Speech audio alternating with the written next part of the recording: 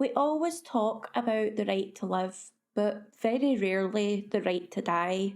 For thousands of years, philosophers, doctors, and religions have wrestled with the same question: is ending suffering an act of mercy or one of harm? From ancient Greece to modern debates in the Netherlands, from moral treatment to medical control, the line between compassion and killing has never really been clear. I'm not here to glorify or to shame. I'm here to understand what it means when a society starts deciding who gets to die and why. This is the Cripple Chronicles, and today we are talking euthanasia.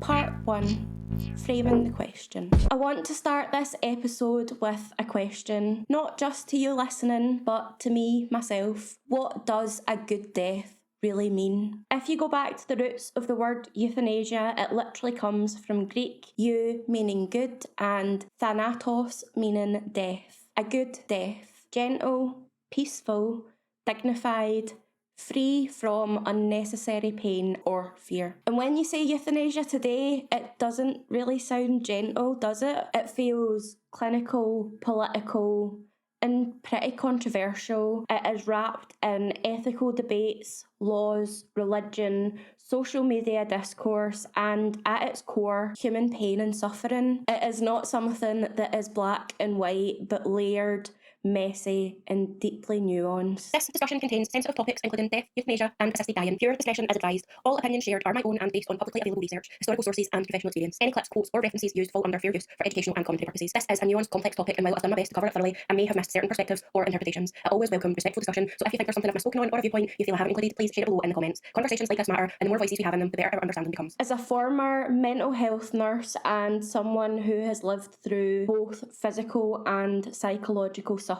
I have always found the conversation around euthanasia very interesting but deeply complex, because on one hand I have seen people trapped in unbearable pain, physical pain that medicine couldn't ease, and emotional pain that at times felt just as heavy. And on the other hand, I have also seen how fragile hope can be, how recovery sometimes arrives when everyone, including the person themselves, thought it never would.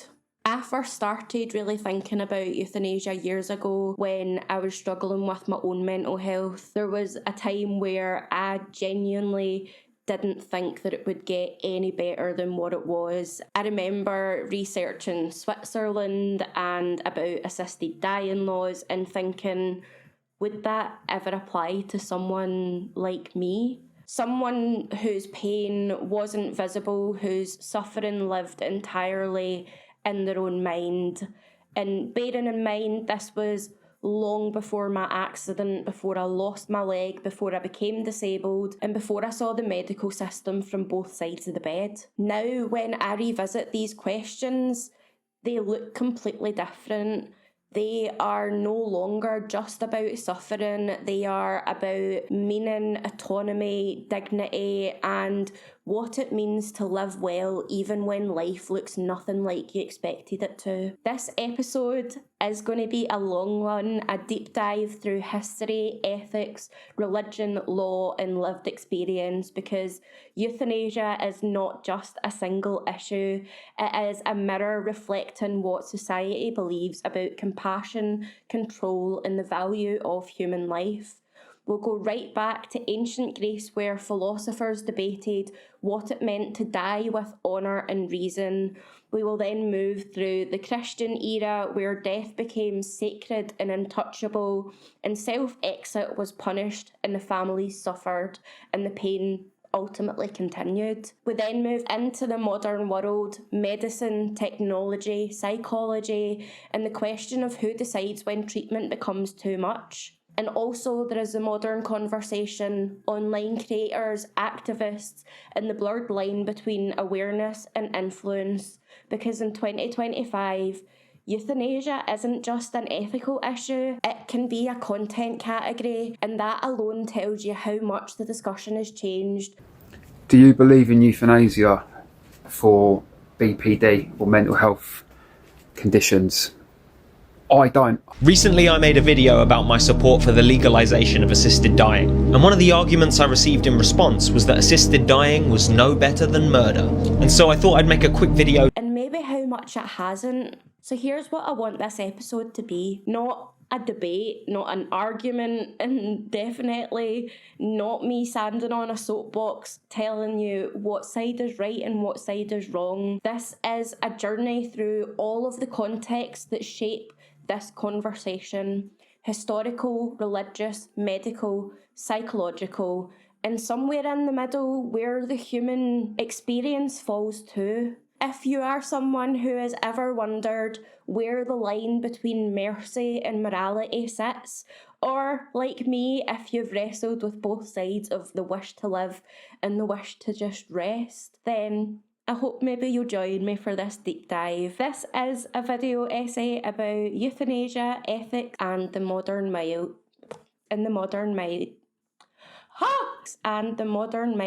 So get comfy, grab your snacks, hit subscribe if you enjoy this, and as you're watching, maybe let me know your comments down below. Like, let me know your thoughts. Do you have any questions that come up whilst you were watching it? Did I then cover them later on? I don't know. I'm just interested to hear what people have to say, because I have mentioned this episode a lot, and it has been something that I found so much interest in, and you will definitely get that from the amount that we're going to go through. But I really hope that you find it interesting and intriguing, and you approach it with curiosity like me, or you just want to see what I've got to say. And if you feel total opposite, then yeah, leave me a comment, send me an email. I'm open to discussion. I'm not really on either side. I'm kind of sitting in the middle ground just now. So yeah. Part 2. Ancient and classical thought, Greece, Rome, and the birth of the moral debate. If we're going to talk about euthanasia, we need to talk about blah blah blah blah blah blah blah blah, about what it means to choose death or to allow it. Then we need to start where that debate first started, back in ancient Greece. It is easy to assume that the conversation around euthanasia is a modern one, that it began with medicine, hospital wards, or advancing technology, but it actually goes back thousands of years. In ancient Greek philosophy, death wasn't always seen as something to fight against. Sometimes it was something to understand and even approach thoughtfully. And honestly, I'm not going to lie, I have never been a massive history buff, so getting lost in the weeds whilst doing all of this researching was far too easy. I am terrible with how timelines line up, like BC, AD, BCE, whatever it is. Time counts backwards and then it counts forwards, and time gets away from me very easily, so it can be an illusion sometimes. But it all happened, and that's what matters in how we are here today. And it is very interesting to go through and realise how some of the modern thought links back to things that were perhaps in ancient Greece or when the Christians first came about. Look, I'm not into organised religion, and I don't know, Christ was there. That's how our time goes, and this is about all beliefs. So let's not get too far into that. Like I said, easy to go into the weeds, easy to get lost off on tangents. This is why I open this up as being a long episode, a deep dive, a video essay, because I have thoughts and goddamn am I gonna share them. Let's... A good death was connected to ideas of balance, reason, and harmony with nature. Dying well could mean dying at the right time with clarity and peace.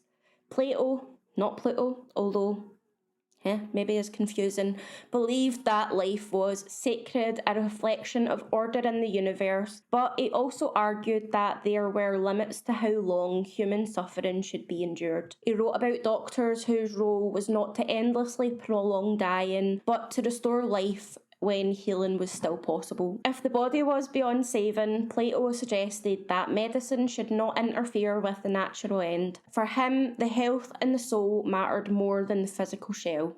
It was an early and almost medical interpretation of compassion, that mercy could mean knowing when to stop. Then came Aristotle, you might know the name, I did, who disagreed with this. He saw suicide as a harm against the state, a kind of moral failure, a disruption of one's purpose with the greater societal order. Insight into why suicide was seen as a moral failure. Just wait until you see what the Christians think. That tension between Plato's compassion and Aristotle's duty would echo through centuries of philosophy, religion, and then eventually law. The Stoics, like Seneca, Epictetus.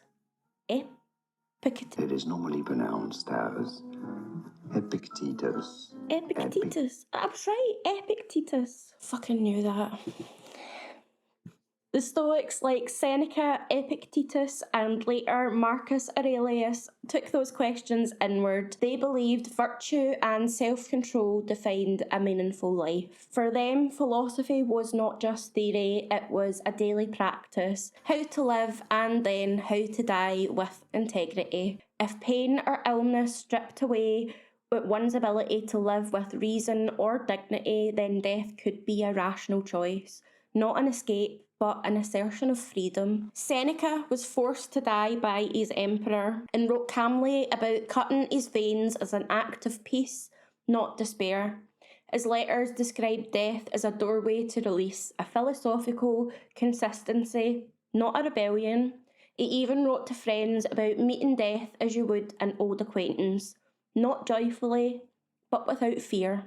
For the Stoics, choosing when to die wasn't about hopelessness, it was about maintaining control in a world that constantly tested it. And honestly, the Stoics were probably the original keep calm and carry on crowd, just with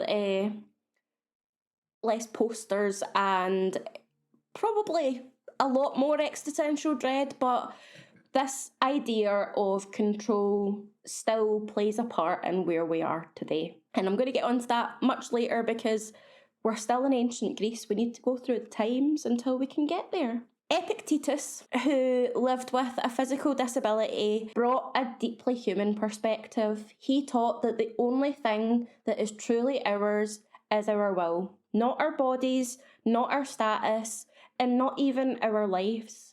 Stoic philosophy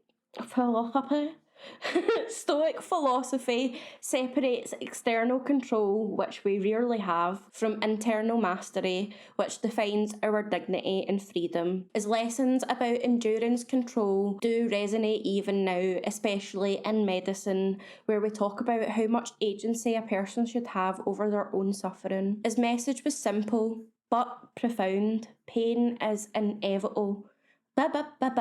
Pain is inevitable, but misery is a choice shaped by perception, not circumstance. For someone living with a disability or illness, that kind of philosophy can feel both empowering and pretty confronting. Rome then took these philosophical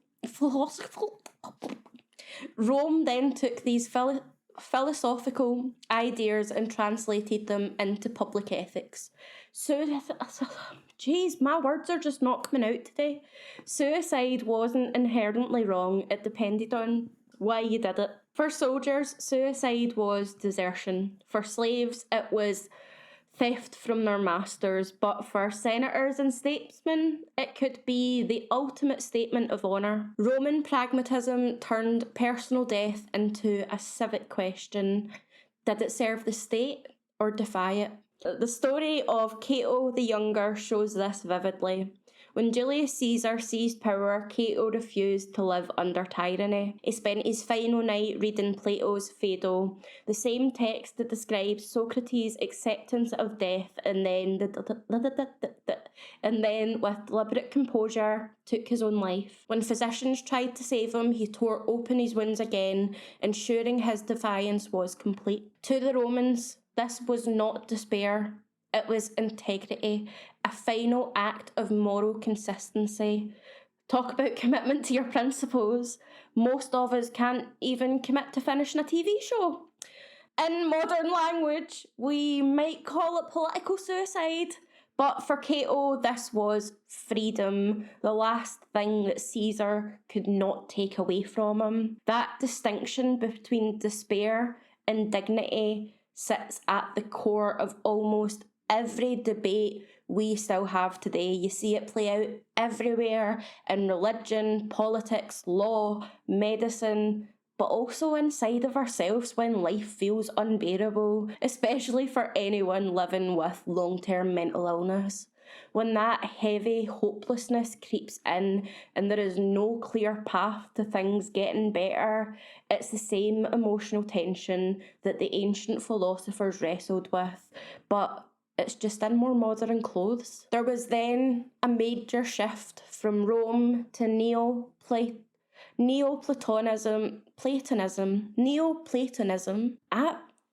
My words just don't feel right today. Again, let's go back to YouTube and see. Neoplatonism. That's what I was saying.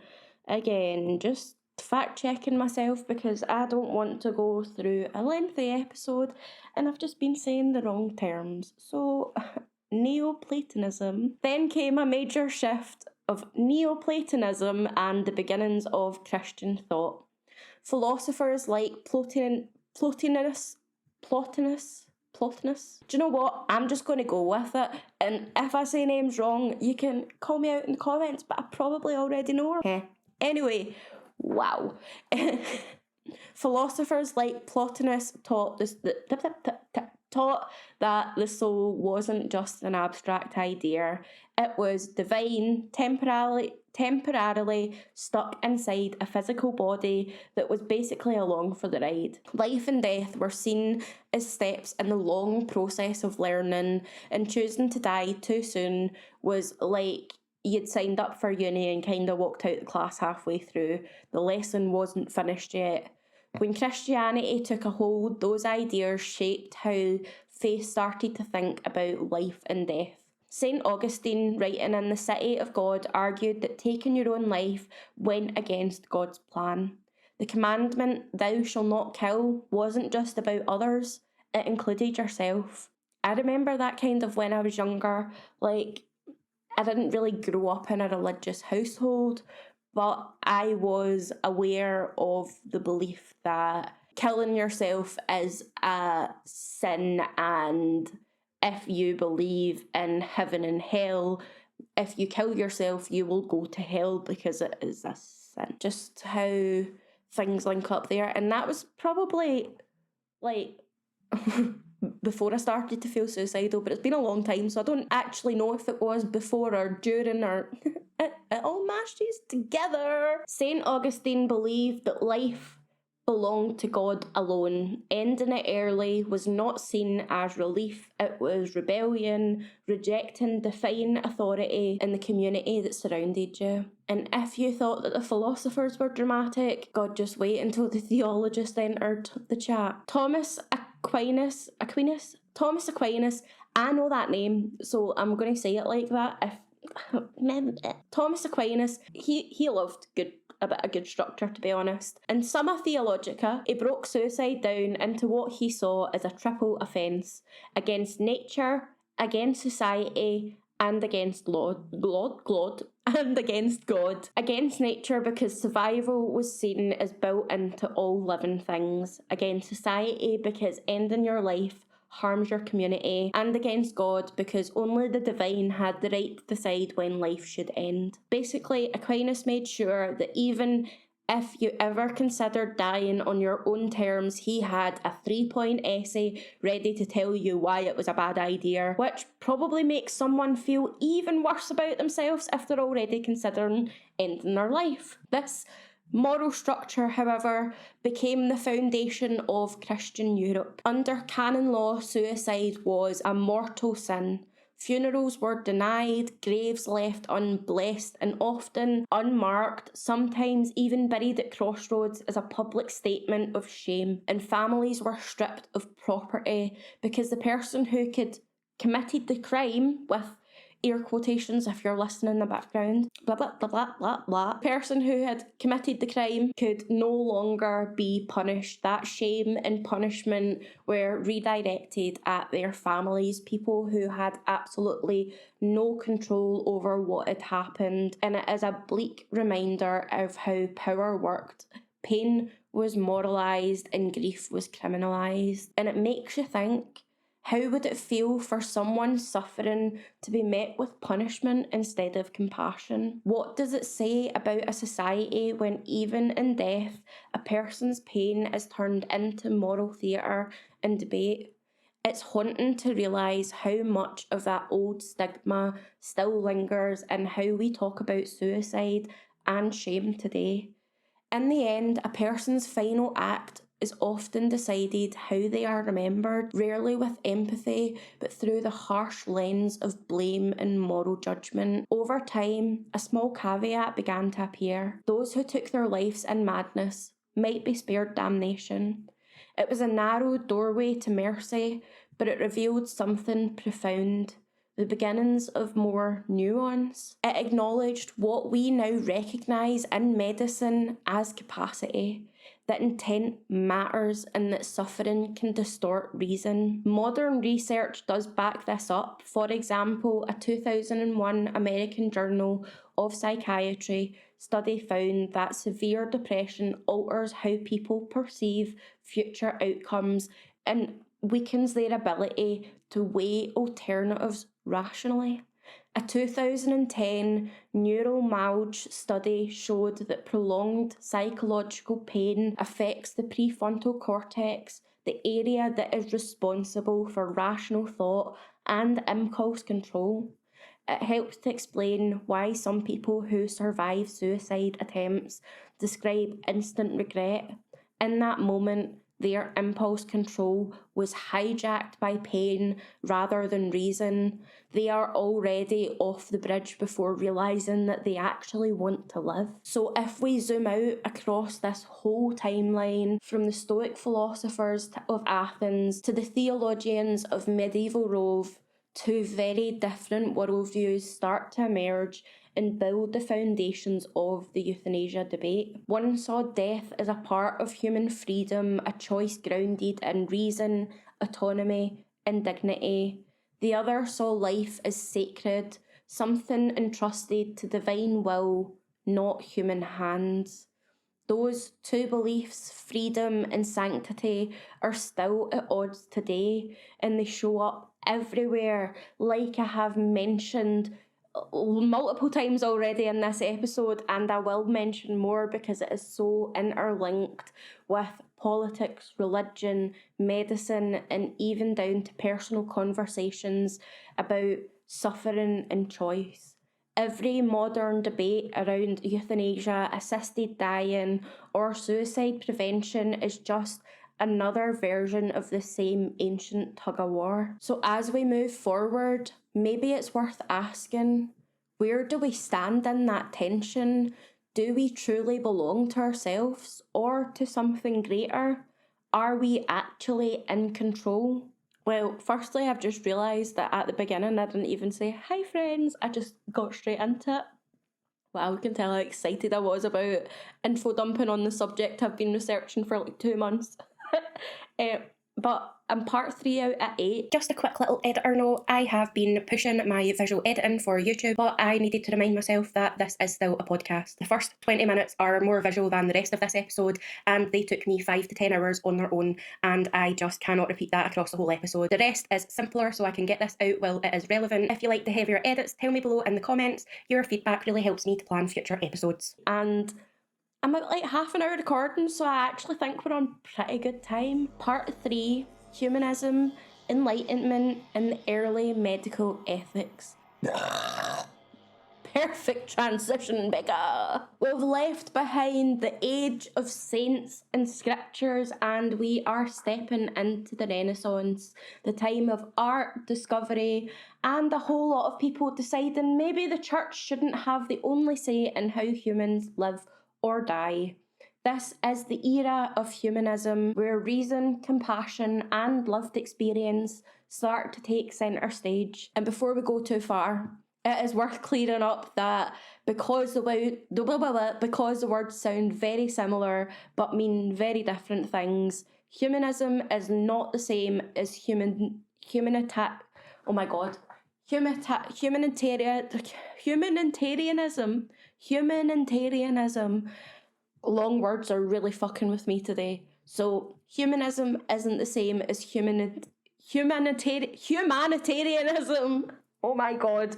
Humanism is philosophy. It is about using reason, curiosity, and empathy to understand what it means to live well and make moral choices. However, humanitarianism, on the other hand, is more about action, helping people in crisis, giving aid, protecting lives. One is about asking why we value human life, and the other is actually showing it in practice. I got a little bit confused there because I was like, oh, is humanism the start of humanitarianism? But it maybe seems like that. I didn't do too much research into it because, like I said, easy to get lost in the weeds. And we're talking about humanism, so, and in terms of euthanasia. So, yes, Humanism got people asking new questions. Instead of what does God want, people started to wonder what actually makes life meaningful for us.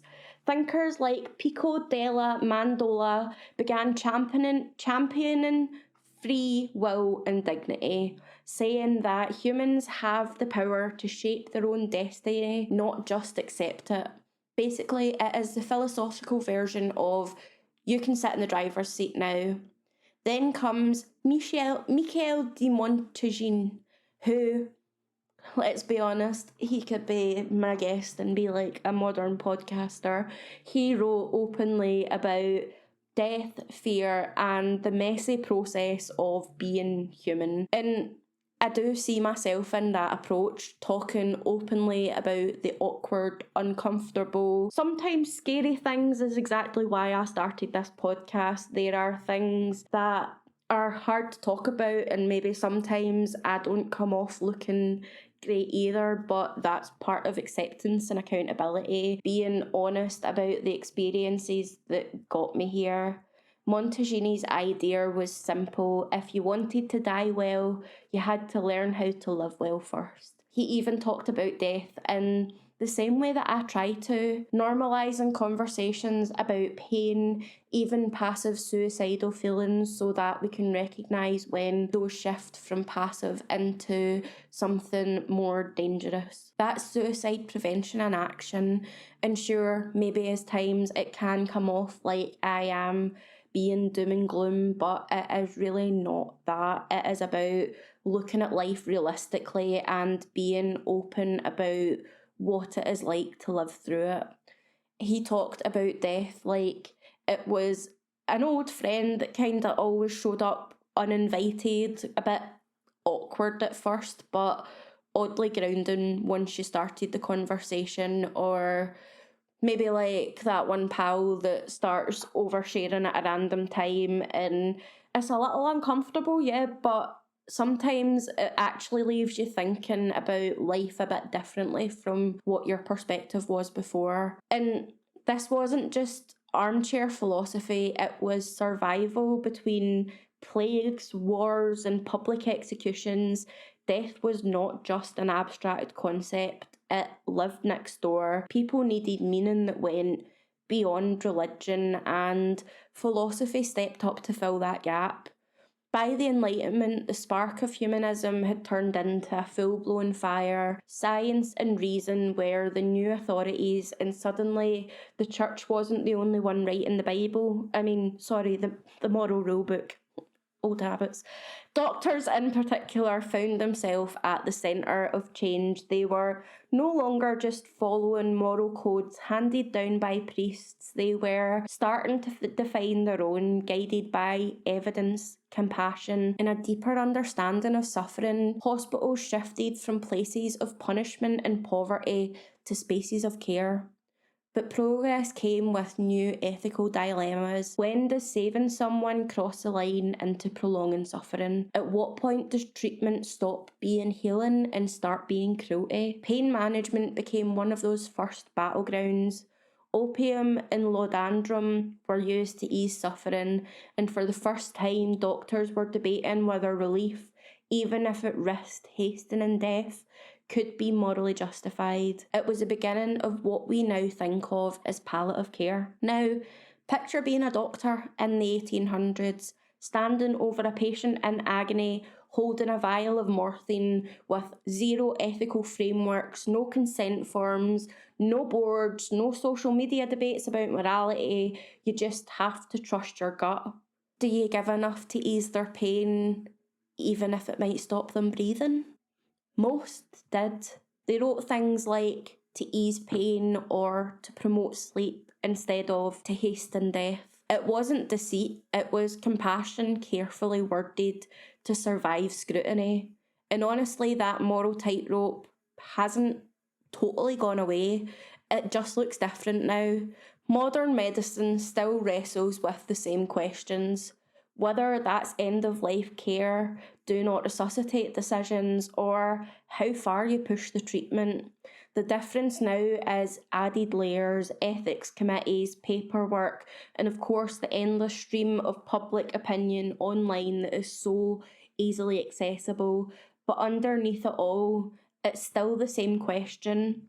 How do we balance mercy and morality when both feel right in their own way? Back to the history instead of the hypotheticals. Philippe Pinel was reshaping mental health care in France. He tore the chains off of asylum patients, literally, and argued that they deserved structure, kindness, and respect instead of punishment. His moral treatment focused on calm, humane environments, daily routines, and treating mental illness as something to understand, not fear. He encouraged the conversation, social connection, and compassion.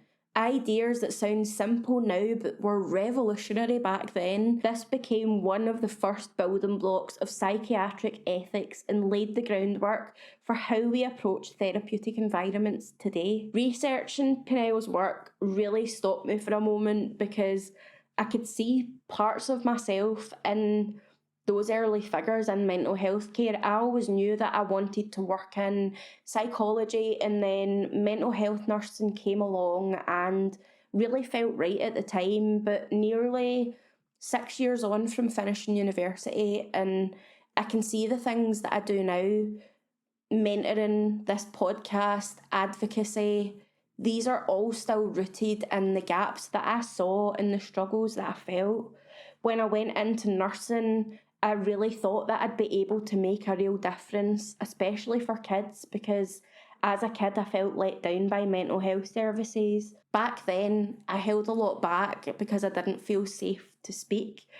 And it did take a long time to process all of that, just like it took a long time to process when I genuinely believed that nothing would ever get better.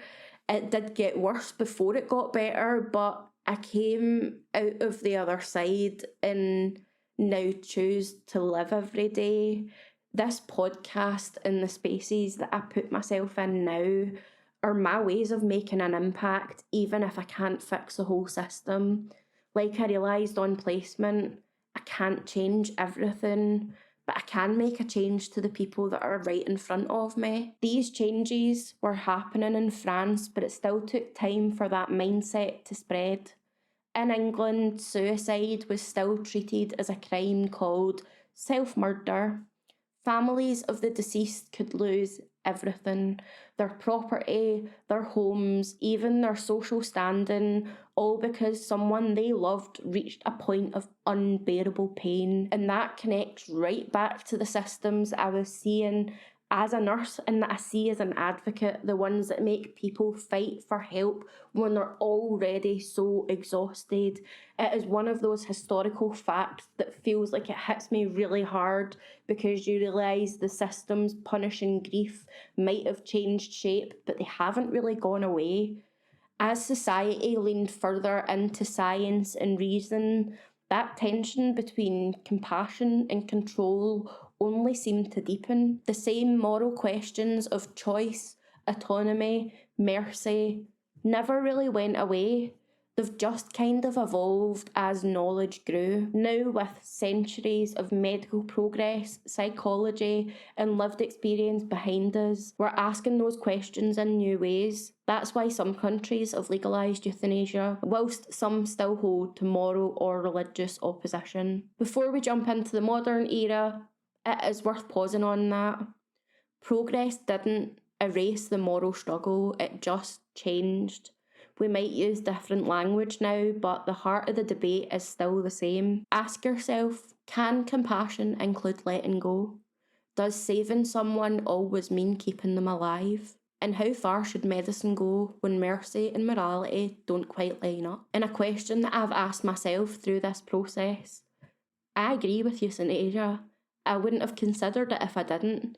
And if it's not euthanasia, is the other option suicide, where there's less time for the people around them to prepare?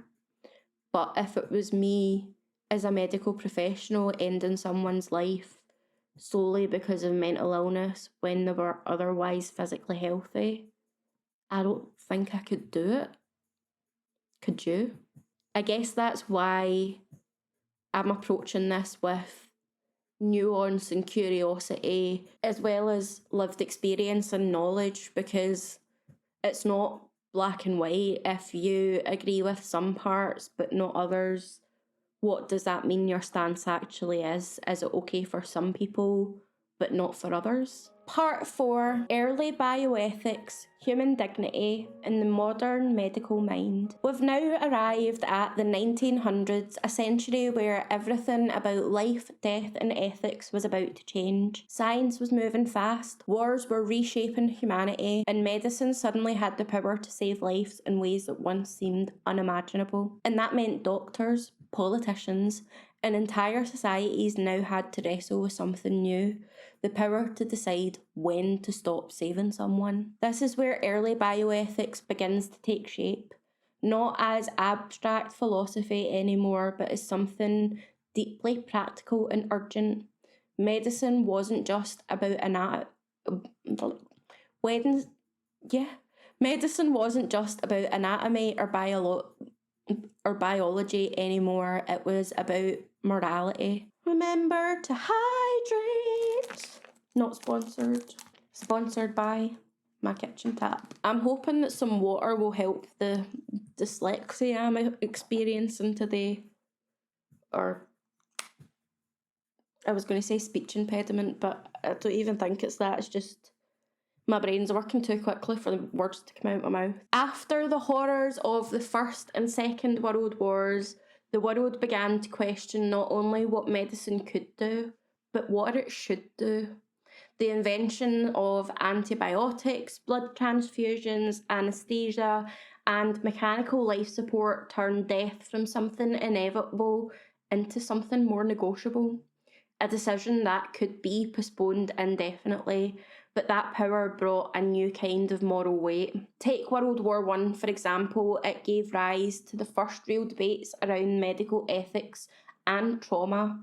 Soldiers came home with what we now know as PTSD, then known as shell shock. Doctors didn't have the language, understanding, or compassion that we have now. Some tried to help and others were punished or ignored. They were torn between treating the body and acknowledging the mind, and for many, the mind wasn't even considered part of the battlefield. Mental illness was still seen as weakness, not injury. Then came World War II, and the line between medicine and morality didn't just blur, it was shattered completely. Under Nazi Germany, Akaton T4 programme, doctors were ordered to decide who was worthy of life. People with disabilities, mental illness, chronic illness, and even social nonconformity were systematically murdered under the guise of mercy. They called it mercy killings, but it was anything but merciful. It was eugenics dressed up as compassion. And this idea that you could sanitize murder by calling it mercy spread into other parts of Nazi policy. The same reasoning was used to justify mass executions and the Holocaust itself, that certain lives were a burden, that killing could somehow be rationalised as humane. It's chilling when you realise how language and ideology twisted medicine into moral theatre. The white coat became Kamala? The white coat became camouflage for cruelty, and what made it even more disturbing was just how organised it all was. Doctors and nurses filled out forms, signed off treatments, and sent patients to their deaths, often believing that what they were doing was their duty or for the greater good. And this wasn't just impulsive violence, it was bureaucracy masquerading as compassion. The idea that medicine could become a tool for killing instead of healing sent shockwaves through the world. It wasn't just a war crime, it was complete betrayal of the purpose of the care itself. And in the aftermath, the world had to rebuild not just hospitals and cities, but trust in medicine and ethics and humanity itself if something like this could happen. And what's terrifying is how echoes of this logic still exist today. The idea that suffering can justify erasing somebody's existence. We hear it in subtle ways in politics, in media, and even in healthcare when certain lives are quietly labelled as too costly or beyond saving. And that's not just a theory. I've seen it in comments under my own fucking posts when I spoke about the realities that disabled people face, one being about disabled parking. There are always a few that pop up, like 24% of the population should be euthanised because they're disabled, as if human worth can only be measured by productivity. And like I said, all I was pointing out was, like, in the UK, only 6% of parking spaces are designated as blue badge spaces. And even that isn't a guarantee, but it is a reminder of how quickly compassion can turn conditional and how easy old eugenics logic find new words, moral framing. If left unchecked, this still shapes who society see as worthy of empathy and who it doesn't. And I guess this also kind of radiates, like in the episode that I did about the benefit system and how initially people were seen worthy of help and support, but then in a few years this quickly turned into a narrative of we are scoundrels and we don't want to work and we just want to feed off of the government.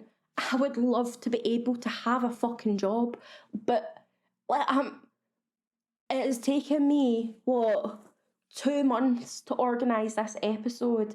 On average it takes 22 to 25 hours to do a whole podcast episode, which takes me like a week. And you know what? That's only half a working week. So part-time would take me full-time, and then I still need to manage my disability on top of it. It's just not as easy as that. But again, going off on a tangent, let's bring it back in. We're at a turning point.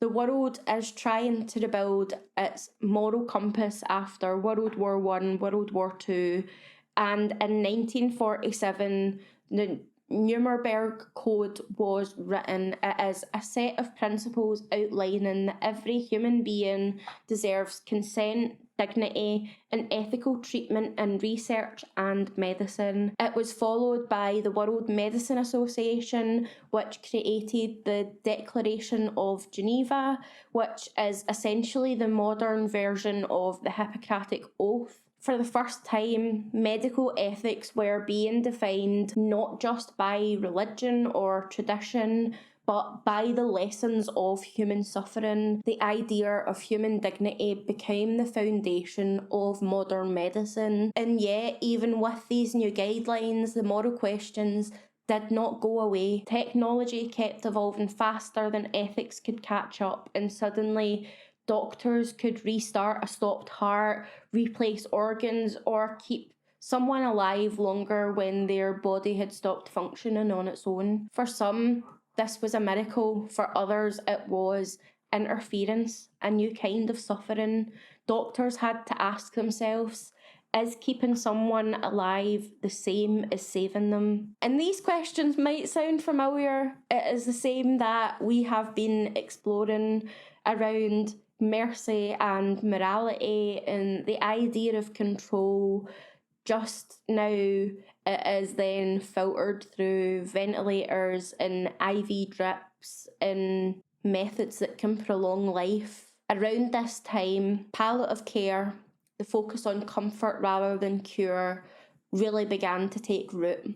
The moral debate around euthanasia re-emerged, but this time it was less about religious sin and more about human rights, compassion, and the right to die with dignity. By the 1950s and 60s, the word bioethics was appearing in journals and medical conferences. It was a crossroads where science, law, and philosophy started to all collaborate together. It became clear that medicine could not exist in isolation. Everyone had to take a stake in how far we push the limits of life and death. And yeah, there were new heroes and new villains, whistleblowers exposing unethical experiments, and doctors standing up against systems that dehumanise patients. Cases like the Tuskegee syphilis study in the United States, where black men were denied treatment for decades just to observe disease progression. It showed that even after the Nuremberg Code, lessons were still being ignored. Ethics on paper doesn't always match up to ethics in practice. I think I kind of learned that during nursing. It does still feel familiar. Like, nursing is meant to be evidence-based, but I do remember being a student and asking why things were being done in a certain way when research said otherwise. The answer was almost always, that's just how we've done it. Some people were open to change, ready to move forward with the times, but others clung to tradition, convinced that the old ways were still best. It reminded me that ethics isn't just a historical debate. It is something that plays out in everyday care, in the choices that we make and whether we question or stay quiet. This period also marks the beginning of informed consent as we know it. The idea that patients have the right to understand what is happening in their own bodies. It is something that could be second nature now. We get consent forms, leaflets, detailed explanations before most treatments, your little leaflets in your medication box. If you think of like in America, the ads that you see where it's like, oh, these are all the healthcare, these are all the side effects from this medication, including death. Please speak to your healthcare professional.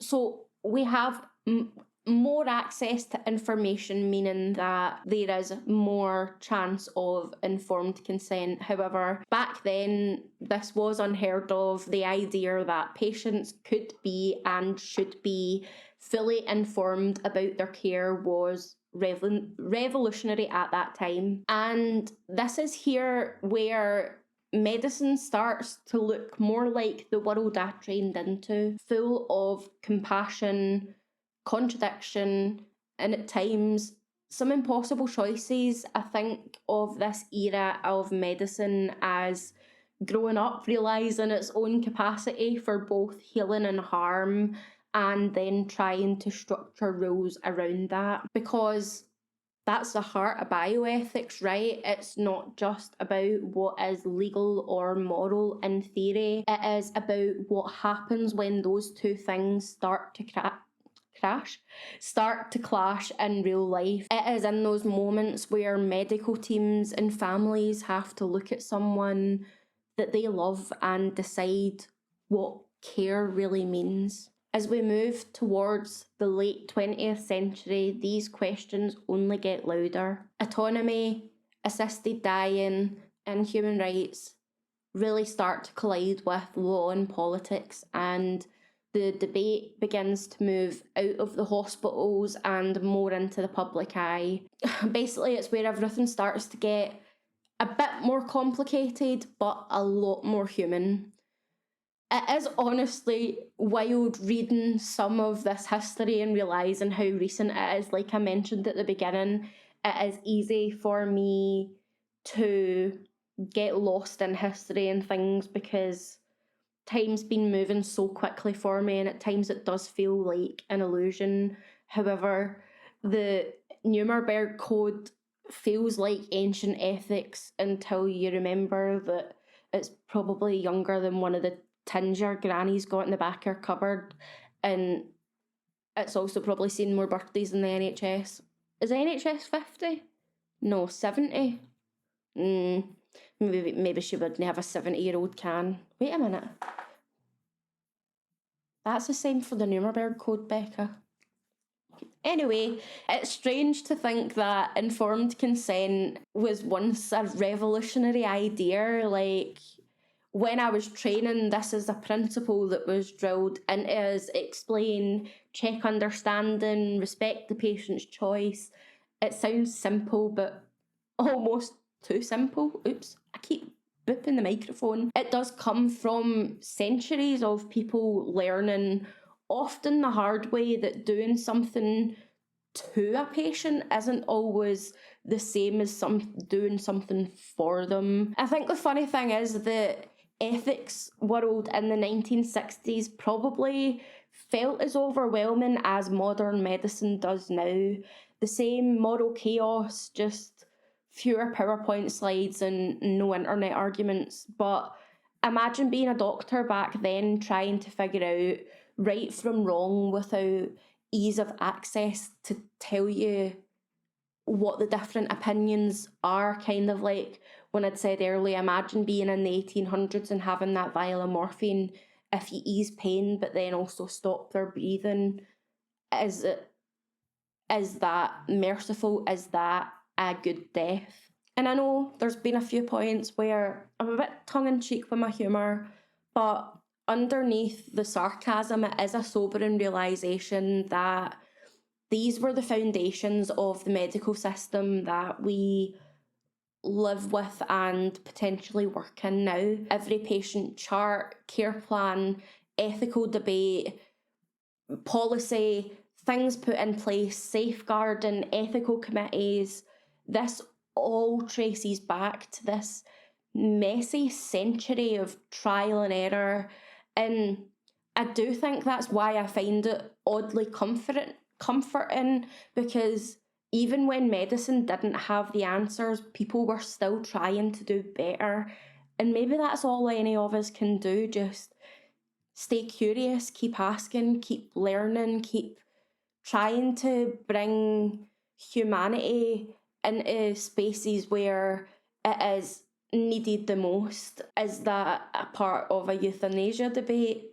Potentially, because I'm going to kind of come on to this later, but the things that I've mentioned here, the curiosity, the questions, the things like this, it gives you a deeper understanding of how people's minds work and the way their rationality or decision making is flawed when they are experiencing a bad spell of mental health or going through a rough patch with their mental illness. These kind of things come down to suicide prevention, being able to talk about these things and know that how the person that you care about isn't quite acting how they normally would. And like I said, I am going to get onto that, but I think it is important first to finish transitioning to modern ethics, because this part was on the 1970s and realistically we're 50 years on. So part 5, autonomy, rights and the rise of the individual, 1970 to 1990. Water break! Also, if you've made it this far into this episode, I've got something to share with you. So Simba, love him, hardly makes an appearance on the podcast unless he is crawling walking on the table whilst I'm recording or meowing in the background. I picked up a kitten last week, and he's in the kitchen just now. So if you make it through the next 3 parts, I'll go get him when I'm finished and you can meet him. His name's Miso. I'll put a picture on the screen just now. Anybody that's into ASMR, don't cream your pants. What a weird comment to make in a video essay about euthanasia, Becca. Anyway, by the time we reach the 1970s, medicine and morality are beginning to kind of get on the same language, the same page of the rule book, but arguing like their siblings. This is the era where personal autonomy takes centre stage, where the patient starts asking not just what treatment they'll receive, but whether they want it all. For the first time, people began seeing medicine not as something to happen to them, but something that they are actually a part of, which again sounds obvious now, but back then, groundbreaking. The 1970s and 80s are where modern medical ethics, as we now know them, start to take shape. There is famous cases like Karen Ann Quillen and Nancy Cruzan in the United States who forced courts, doctors, and families to face impossible decisions. In the next hour, we'll use this courtroom to go behind recent headlines on the issue of a person's right to die. In addition to the ethical, medical, and legal aspects of this debate, there is an economic one as well. The American Medical Association says the average person in the United States uses more than 75% of their lifetime healthcare costs in the last 6 months of life. That issue magnifies when you consider the growing number of Americans who do not have health insurance.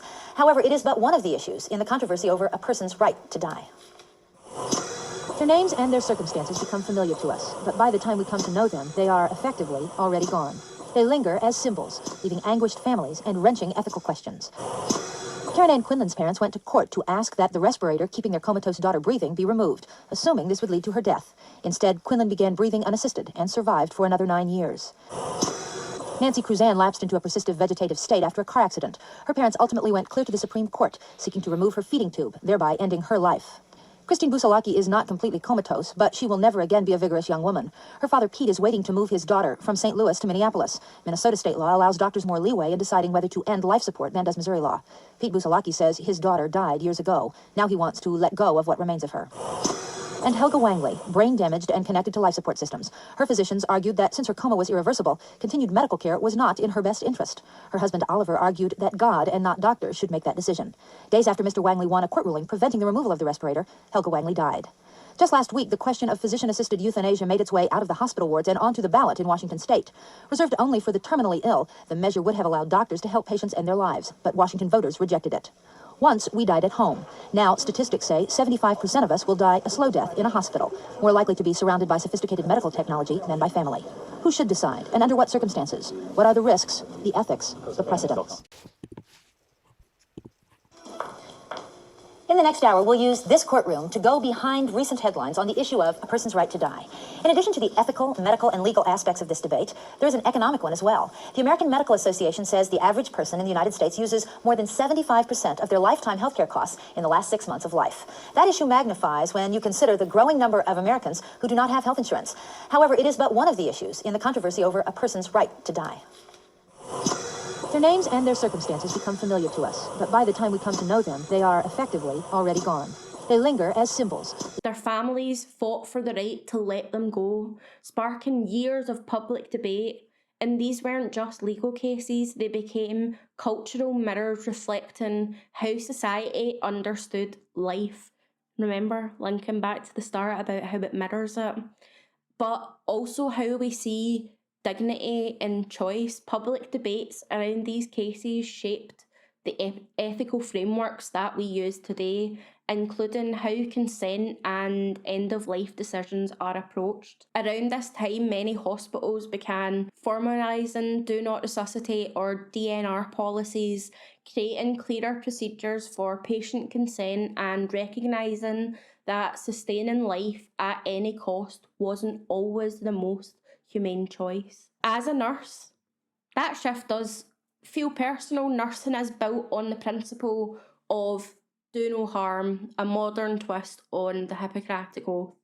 But what counts as harm isn't always clear. I remember learning about evidence-based care and how decisions should reflect both science and compassion, yet I have also seen firsthand how difficult it is when a patient's wishes and medical practices don't allow. That same tension lives on in every DNR discussion, any bedside moment where continuing treatment feels more like prolonging suffering instead of preserving life. These cases in the United States forced the world to look at these questions differently, to see that dignity isn't always about doing everything possible, but about respecting what the person would have wanted. If medicine could keep someone alive indefinitely, when and who decides that it's time to let go? And who actually gets to define quality of life? The person living it, or the people standing around their bedside? At the same time, the world beyond hospital walls was changing too. Social movements were gaining traction. Disability rights, women's rights, LGBTQ+ rights, all demanding that people be trusted to make decisions about their own bodies and lives. Medicine could not stay immune to that kind of energy forever. The idea of informed consent evolved into something much bigger. Informed choice.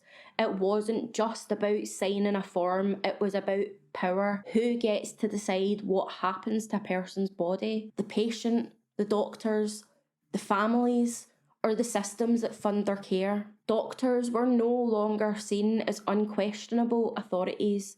Patients were beginning to ask questions, challenge advice, and demand explanations. It was a cultural shift from paternalism to partnership, from doctor knows best to let's make this decision together.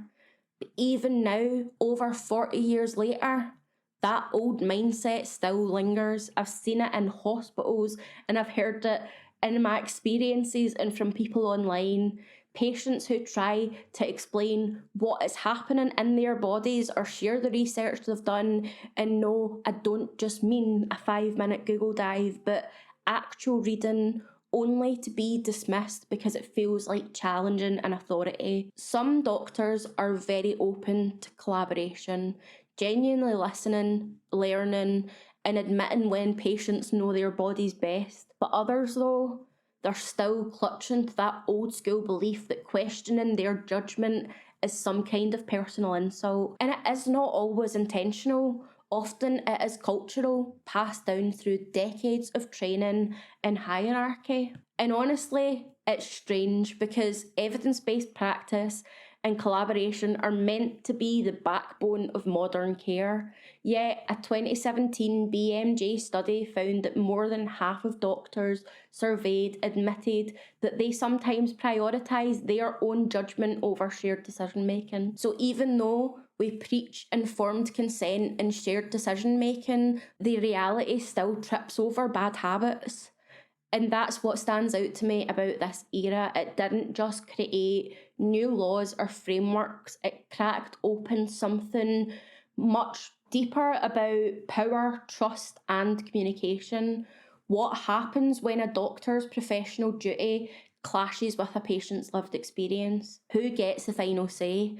And how do you define best interests when both sides are trying to do the right thing from different worlds? It is a question that follows through every policy and every ward corridor, and it is a thing that is also going to follow through the next episode that I'm going to release, which is about medical negligence and the impact on disabled people. So if you're interested in that, turn the bell on, subscribe, get notifications, all the good stuff. But that should hopefully be out in about 2 weeks' time. I've already planned everything for it. In 1979, two scholars, Tom Beauchamp and James Childress, published Principles of Biomedical Ethics, which became the holy text of modern medical ethics. They laid out 4 key principles: autonomy, beneficence, non-maleficence, and justice. These are still the moral checklist we use in healthcare, but honestly, anyone who has ever worked on a ward knows that no four principles can cover every messy human situation. Doing good, beneficence, might mean keeping someone alive. Respecting autonomy might mean letting them die. Justice demands fairness, but compassion sometimes demands expectations. There is no neat formula for that, just a lot of heart, judgment, and probably too much caffeine. Meanwhile, across Europe, the conversation around ethics was beginning to get louder again, and my mouth is beginning to get dry. The Netherlands became one of the first places to publicly discuss physician-assisted death, not as a crime, but as an act of compassion. It challenged the long-held idea that prolonging life was always moral. These early debates paved the way for legalisation in the 1990s and early 2000s, but in the 70s and 80s it was still radical. Many saw it as a slippery slope that would undo medicine's purpose, and others saw it as medicine finally catching up with humanity. In mental health care, that was undergoing its own version of reform, or at least it was supposed to be. The old asylums were shutting down under the banner of care in the community, which, yeah, it sounded progressive, and in theory it was. The goal was to replace institutionalisation with independence, to let people live freely and be part of society again. But theory doesn't pay for community nurses, housing, or ongoing support.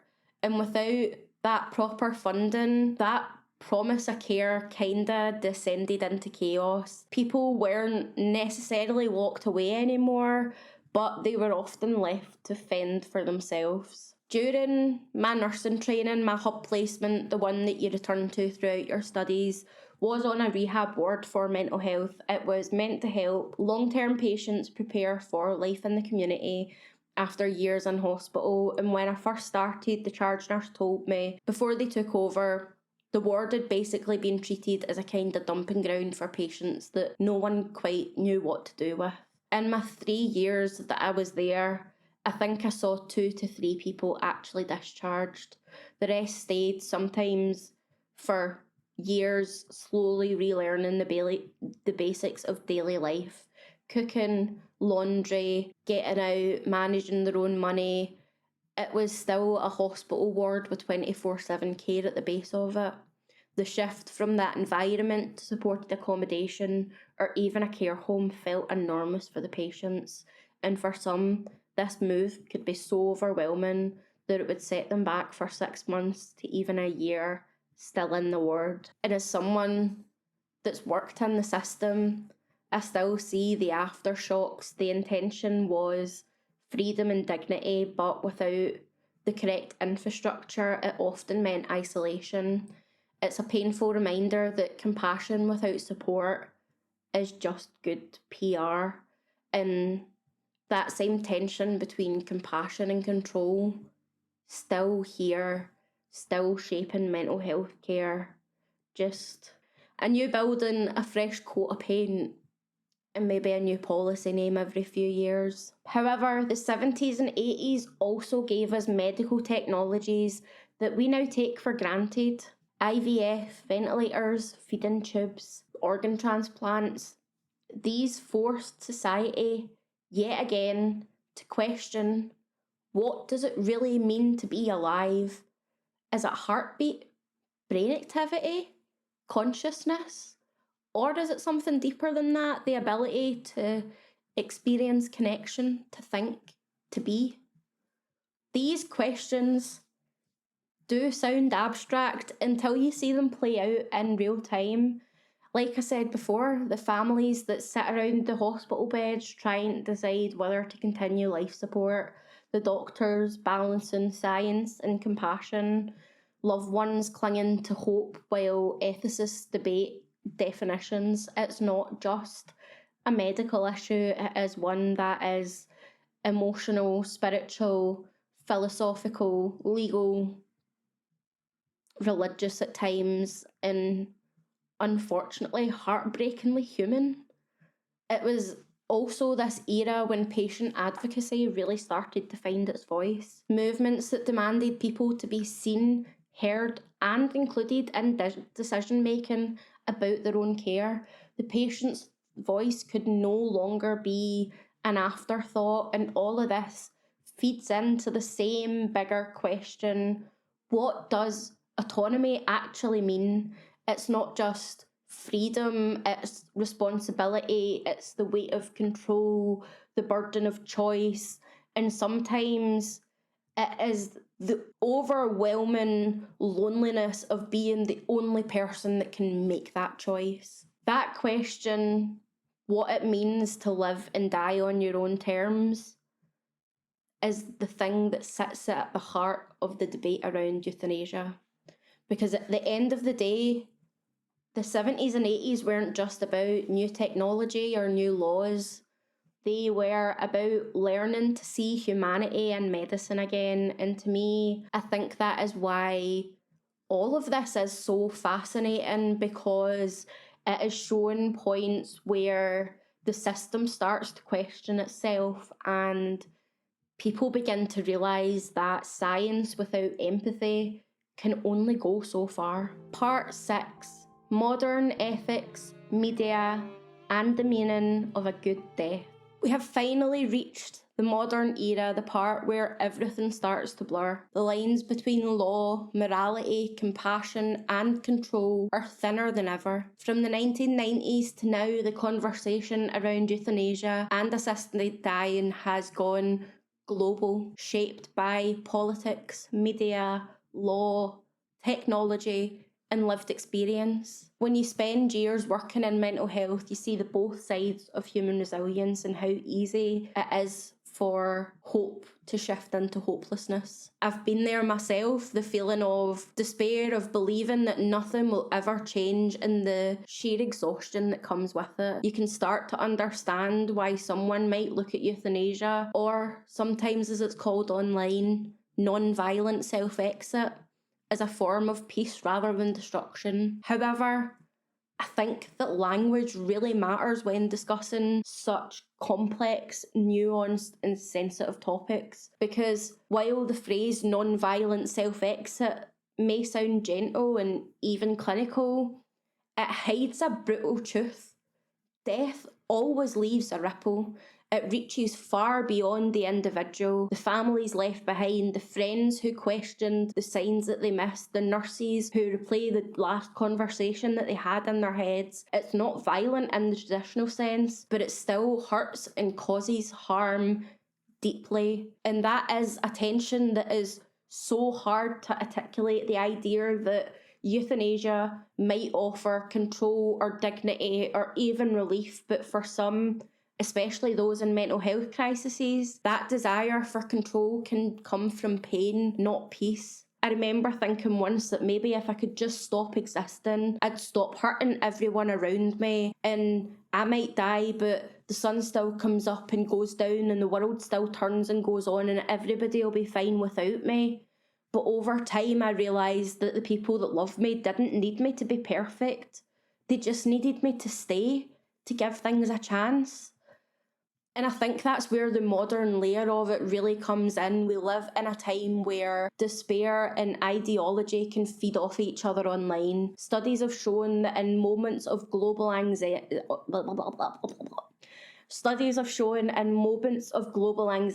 like pandemics, wars, financial collapse, housing insecurity, job insecurity, belief in religious end of times like the rapture spikes for some. That belief offers comfort. For others, it becomes dangerous. There have been cases where parents believed the only way to protect their families was to take them with them, to be with God before the world ends. In the garage, reading prayers whilst the exhaust fumes suffocate them. And that is a harrowing image, but it is also a horrifying example of how suffering and ideology can intertwine, and how social media echo chambers can magnify despair until it feels like destiny or spiritual psychosis. But that is a different deep dive topic. This is why I think debates around euthanasia need nuance, because if you're talking about someone in the depths of depression, the conversation isn't just about autonomy, it is about distortion, how pain rewires reason. Hope and control are often tangled together, and it takes time, treatment, and compassion to help someone to separate the two. When we talk about autonomy in medicine today, it often comes down to paperwork, consent forms, hospital passports, things like advanced statements. For example, in Scotland, advanced statements exist specifically for mental health care, outlining a person's preferences from how they want to be treated, who to contact, what helps, what doesn't. And it's a brilliant idea, but it only works if the professionals involved actually read it. And I've seen that gap between policy and compassion play out countless times. A patient can pour their heart out explaining what helps them, but if the information sits unread in a file, it's meaningless. It reminds me of an ongoing theme in medicine, the one we've seen for centuries, where intent doesn't always meet reality. And for example, DNRs are another example. We're trained to understand that a do not resuscitate order is about dignity, not neglect. But it still creates discomfort, especially when you're the one holding the crash call button. That is the quiet voice in your head whispering, what if? Yet, the other side of the same question is, what if this isn't what they wanted? Modern medicine loves its policies and frameworks, but they are only as good as the humanity that exists behind them. Compassion is not about ticking boxes, it's about listening, even when the answer is uncomfortable. And I think professional culture can be a funny thing. It is where progress and tradition consistently bump heads. I have seen it. Incredible teamwork between patients, professionals, moments where collaboration feels almost natural and human. But I have also seen that invisible wall, the one that forms where authority meets vulnerability. Sometimes when patients advocate for themselves, it is misread as confrontation instead of communication. It's not always about ego. Sometimes it's the pressure, the burnout, that weight of responsibility, but it still creates a lot of distance where there should be informed dialogue. And that power dynamic is not unique to just doctors either. It runs through every corner of healthcare. Hierarchies are slowly breaking down, and newer generations are pushing for openness and shared decision making. Yet, like most change, it is uneven. You'll find some words where every voice is valued, and others where questioning an order still feels like career suicide. That's what is important. It is the slow cultural unlearning of hierarchies in care. Ethics doesn't evolve in policy documents, it evolves in practice, in the tiny moments where someone chooses to listen instead of defend, or actually collaborate with patients instead of try to control their care. And I think it is more complicated when we also bring social media into the mix, because it's kind of changed everything for better and worse. It has made personal stories about illness, loss, suicide, death, euthanasia more visible than before, but it has also turned deeply nuanced conversations into sound bites. Yeah, I think that TikTok is favouring videos over a minute, but even then, it has taken me so long to research this episode and go through my thought processes and how I feel about it, and breaking the fourth wall right now. Like, it is nearly 2 p.m. I've been sitting recording for an hour and a half. I've not, because I've planned this out very well, I don't think the episode is going to be much shorter than that. So for me to clip this up and put it on TikTok, it would be out of context. And then if only that one clip gets shared about, say there's like, hypothetically, 25,000 views, what if only 25 of those people actually watch the full episode? That's where you need to kind of think about it. And it's something that I think about as well. I was kind of posting clips, and then I'm thinking like, I need to be aware of how I'm doing this, because I don't want to create harm. Platforms like TikTok and Instagram do make it easy to share experiences, and that can be really powerful, but it can also blur that line between raising awareness and romanticising suffering. I have seen creators talk about euthanasia in ways that are thoughtful and informed, but I have also seen misinformation spread faster than a wildfire in hot season in Australia. The loudest voices aren't always the most accurate ones. If I had this level of access to information when I was at my lowest, I'm not sure if it would have helped me. Maybe it would have given me language for how I felt, or maybe it would have reinforced that really deep hopelessness I had. I think about the early days of Tumblr and Instagram and how easy it was to find whole communities that romanticised pain. The black and white photos, the quotes about emptiness, the subtle encouragement to self-harm or restrict food. And I think especially on Instagram, to do with EDs, that didn't just become subtle encouragement, but became a bit of an echo chamber where it harmed people. And I do think it's strange, because these spaces often feel safe at first. They make you feel understood, but they also keep you stuck. It turns your suffering into identity, and that can end up coming with victimhood as well, when you need to take accountability for some things. Like, shit happens, it's really difficult, but you can't let that rule the rest of your life. Like, yeah, it plays a part in who you are, but when it starts to overrun everything, that's really difficult. TikTok kind of feels like the modern version of the pages on Tumblr, where it was romanticising despair and pain and hopelessness. However, it's faster, louder, and a lot more accessible.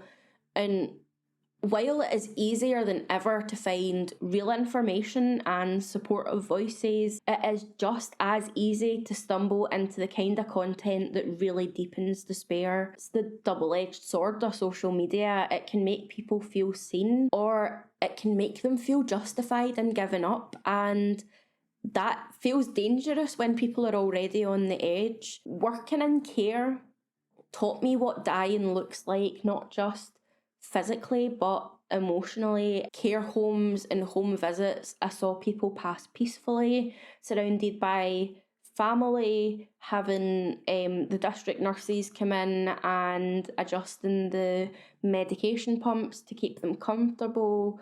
I mean, some people were gone in days, others lingered for weeks, and it was this emotion of families being torn between wanting them to stay and just wanting their suffering to end. I've held hands, closed eyes, cleaned bodies, got them dressed up, tidied rooms before families came in to say their final goodbyes.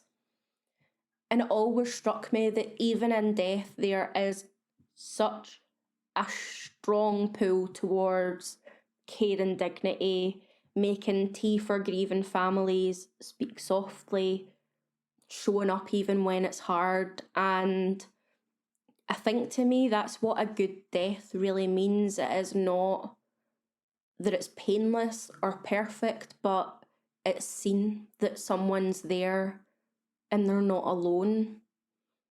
And if I'm honest, it also makes me think about what I'd want for myself. Dementia, for example, that slow, cruel fading of memory and self terrifies me more than death itself.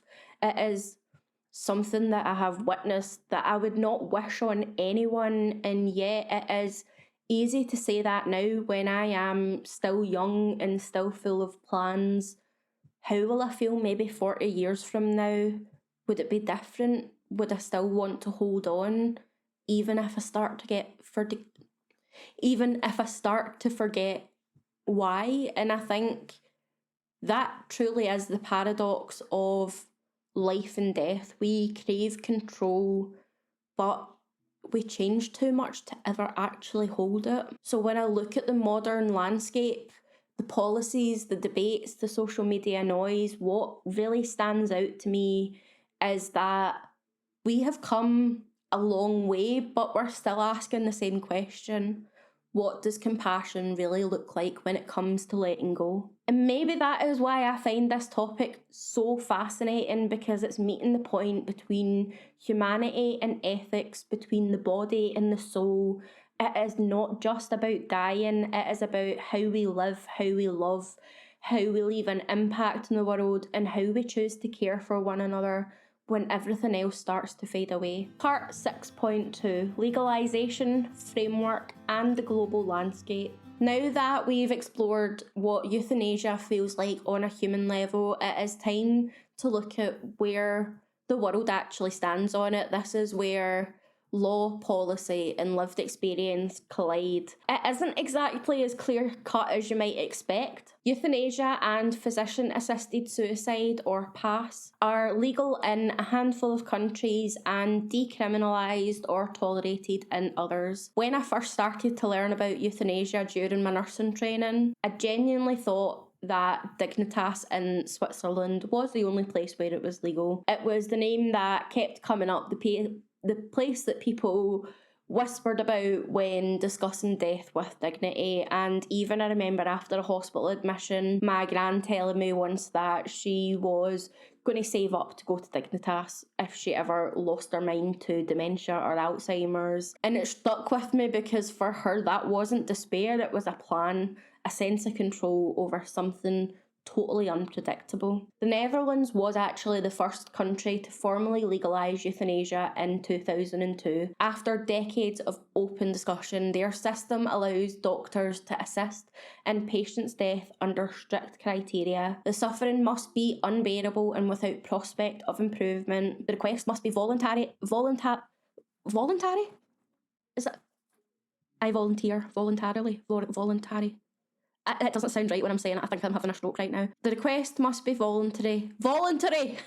The request must be voluntary and well considered, and the physician must consult at least one independent doctor before proceeding. Belgium followed shortly after and later extended its law to include minors under exceptional circumstances. Canada, Spain, Colombia, Luxembourg, and New Zealand have all introduced similar frameworks, each with slightly different definitions of suffering, consent, and medical oversight. But that's not where the conversation ends. Some countries, like Switzerland, have taken a unique approach.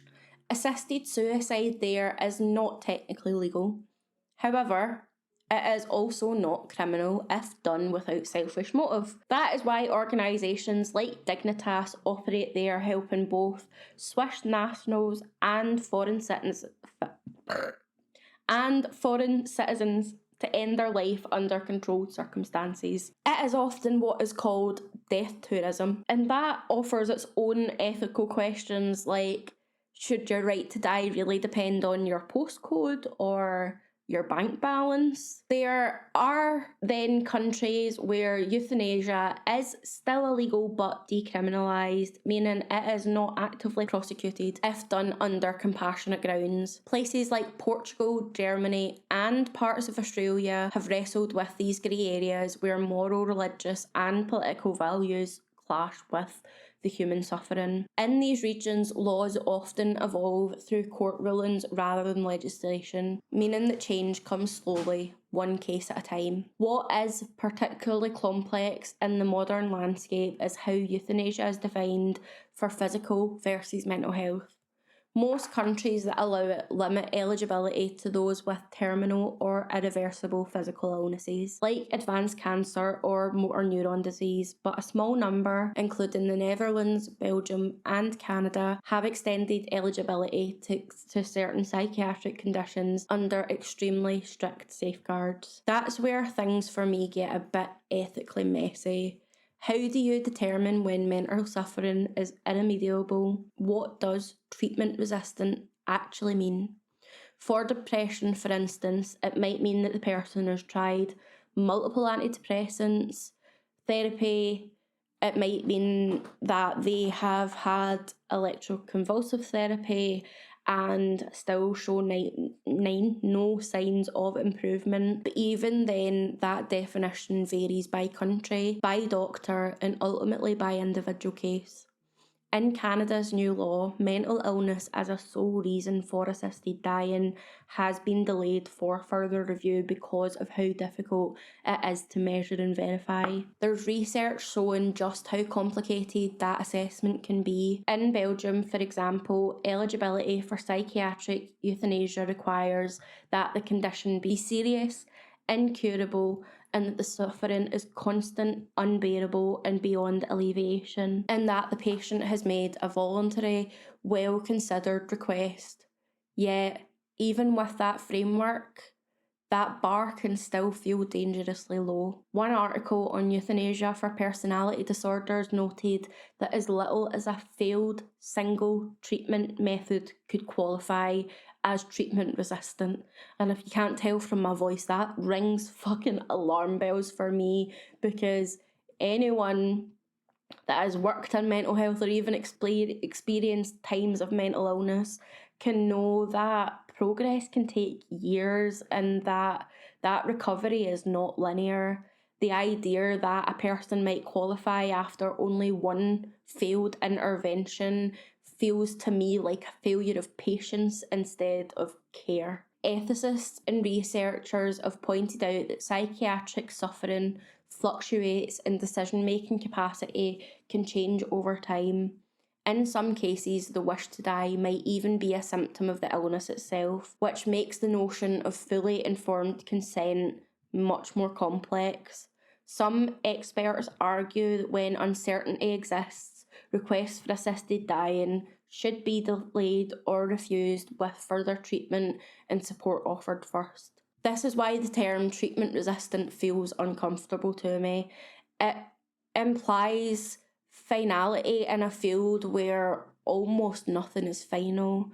We are asking people and the professionals caring for them to make irreversible choices in a space defined by uncertainty. It does bring into question there, for someone who had been diagnosed with cancer, say they'd had it previously, they'd gone through all the treatment and then it's came back and they say, look, I just want to live a good life, I don't want to suffer, I'll take the pain meds but I don't want to do chemo or radio. That's the patient's decision. So even if there's one failed treatment, does that mean that somebody says, yeah, I don't want psychiatric care, I'd rather just die? And that's where it comes into me. It's hard because different circumstances, different exceptions, and it is really difficult to have an overall view. I do feel like it has to be kind of on a case-by-case basis, but then there needs to be a framework overview of that so that it's not like in World War II and the Nazis and just killing people because you see it as merciful. Anyway, there is also a waiting period in most legal frameworks. Once a person applies, there is a mandatory reflection or cooling off period that can last weeks or months, designed to ensure that the decision is stable and not made in crisis. This can feel contradictory. If someone's suffering is truly unbearable, asking them to wait months can feel like prolonging agony. Without that time, how can you be sure that's what they really want? Belgium's euthanasia law, for instance, mandates at least 1 month waiting period between the request and the act itself. In practice, psychiatric cases often stretch much longer due to the number of assessments and consultations required. Studies show that roughly half of the psychiatric euthanasia applications in the Netherlands are ultimately retracted, and around 45% are rejected altogether. As we move into the social media part, keep this statistic in mind. Psychiatric-only euthanasia approvals are a small minority in the Netherlands. In the RTE annual report, 219 people had euthanasia where psychological suffering was the main reason. That was 219 out of 9,958 deaths reported that year due to euthanasia, which is about a 2.2%. Many psychiatric applications are withdrawn or denied before reaching approval, often after months of review and reassessment. However, for some applicants, the waiting period becomes an excruciating limbo, a space where they are forced to hold both hope and despair at once. And tragically, some people die by suicide during this application process, highlighting how fragile that window of time can be. So while the reflection period is meant to safeguard against impulsive or crisis-driven decisions, it can amplify that suffering. The irony is that policy designed to protect life can sometimes deepen the very pain that it is trying to prevent. And it's these contradictions that keep the debate alive: compassion versus protection and autonomy versus duty of care. There is also a human side to professionals involved in these cases: the doctors, the nurses, the assessors, the healthcare professionals that are involved in carrying out the act itself. Many of them describe it as both a privilege and a burden. A 2019 study in the Journal of Medical Ethics found that while most physicians involved in euthanasia or PASS felt like they were honouring a patient's autonomy, many also reported emotional strain, guilt, and experiencing moral conflict afterwards, and some even ended up choosing to leave the field entirely. I think about that a lot, how even when something is legal and ethical by policy, it can still be morally heavy in practice. The idea of ending someone's life, even with consent, is something that no amount of paperwork and consent can make easy. There is an interesting thread in interviews with Dutch and Belgian doctors. Many say the act itself doesn't get easier, but their understanding and compassion changes. They stop seeing euthanasia as giving up and start seeing it as a final act of care, ending suffering when healing is no longer possible. But not everyone feels that way. Like I said, some professionals step back from it entirely, saying that the emotional toll is just too high, or that it ultimately changes the relationships they can have with patients. Others say the opposite, that it deepens their empathy, their awareness of life's fragility. In either way, both sides of the coin, it leaves a mark. In countries where euthanasia and assisted dying remain illegal, the pressure to reform is growing. Each high-profile case, whether tragic or compassionate, reignites the public debate. I fucking lost where I was. Each global conversation has shifted from if we should allow euthanasia to how do we regulate it.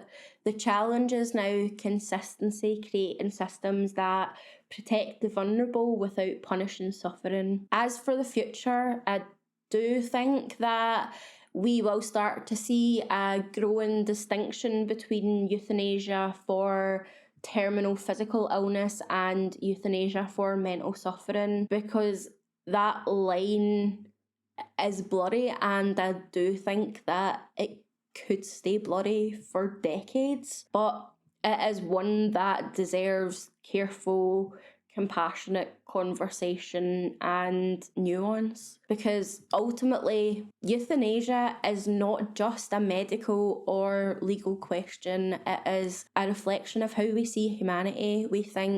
Who we think deserves relief and who we believe is capable of deciding for themselves that enough is enough. Part 7, the digital morality play, euthanasia, influence, and the internet. So we have now gone through history, ethics, religion, law, the human experience, but what happens when euthanasia moves from private decision to public content? That's the question that has been haunting me since Dory's Diary and our 2 videos titled He Built a Brand Off of Trauma and You Fell For It, and He Found a New Grift and You Fell For It.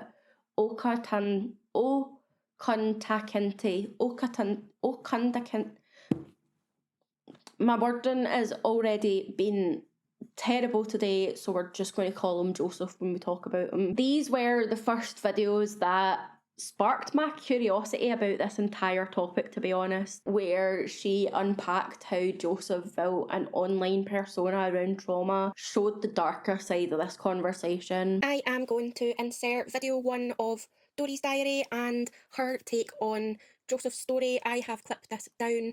A lot of things are taken out of context and there are things missing, so I would really encourage you to go and watch Dory's videos on this subject. And yes, I just wanted to let you know that there are things missing out of this because I wanted to focus on the euthanasia context, and there is a lot of things in Joseph's background that I have not covered because this is not a deep dive into Joseph's story, but more a deep dive into the ethics of euthanasia because of Joseph's story. My name is Joseph Iwadaku. I'm a writer and I'm a filmmaker. This is the Last Supper project. I have to.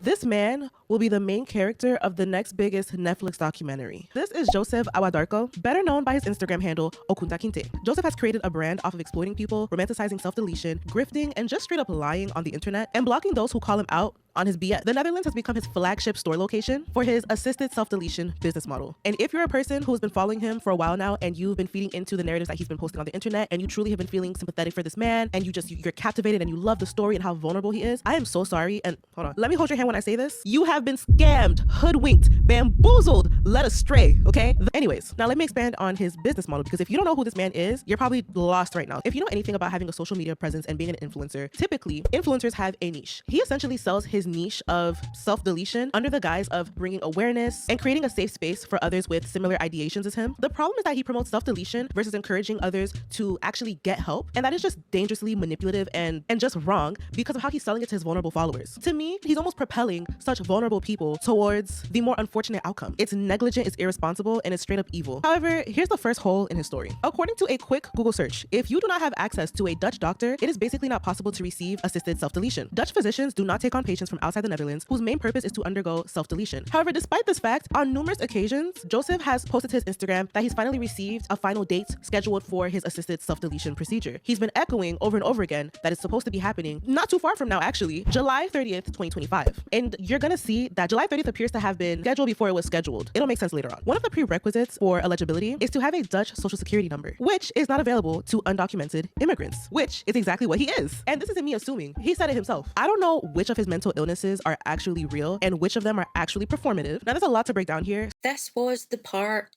that started kind of the cogs turning in my brain when I was watching this video before I even started to put together this episode, because if you are not a resident, if you you've not been seen by a GP or all of these things, then that means you are not eligible for euthanasia within the Netherlands. And the thing that I find really harmful about it was the fact that he was talking about it like it was so definite, like he had been approved for it, like the date was set in stone, and that is just misleading,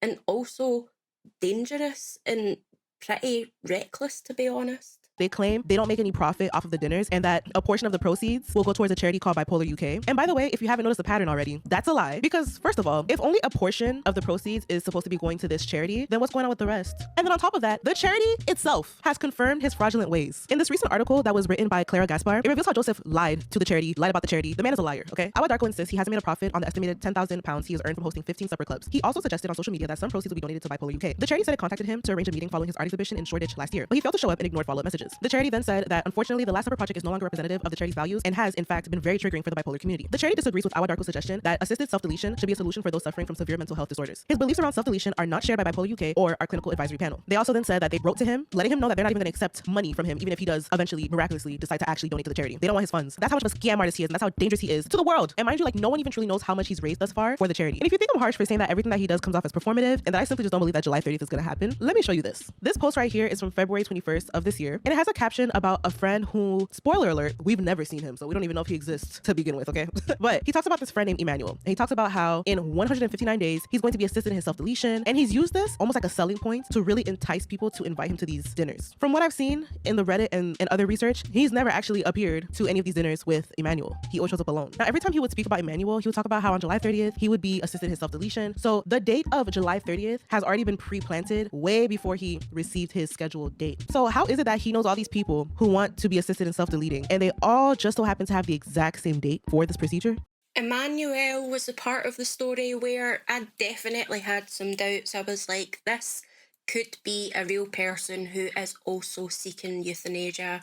However, we are now, when I am recording the voiceover for this episode, just before it goes live, we are in November of 2025. That means the date of July 30th was over, 3 months ago at the end of this month.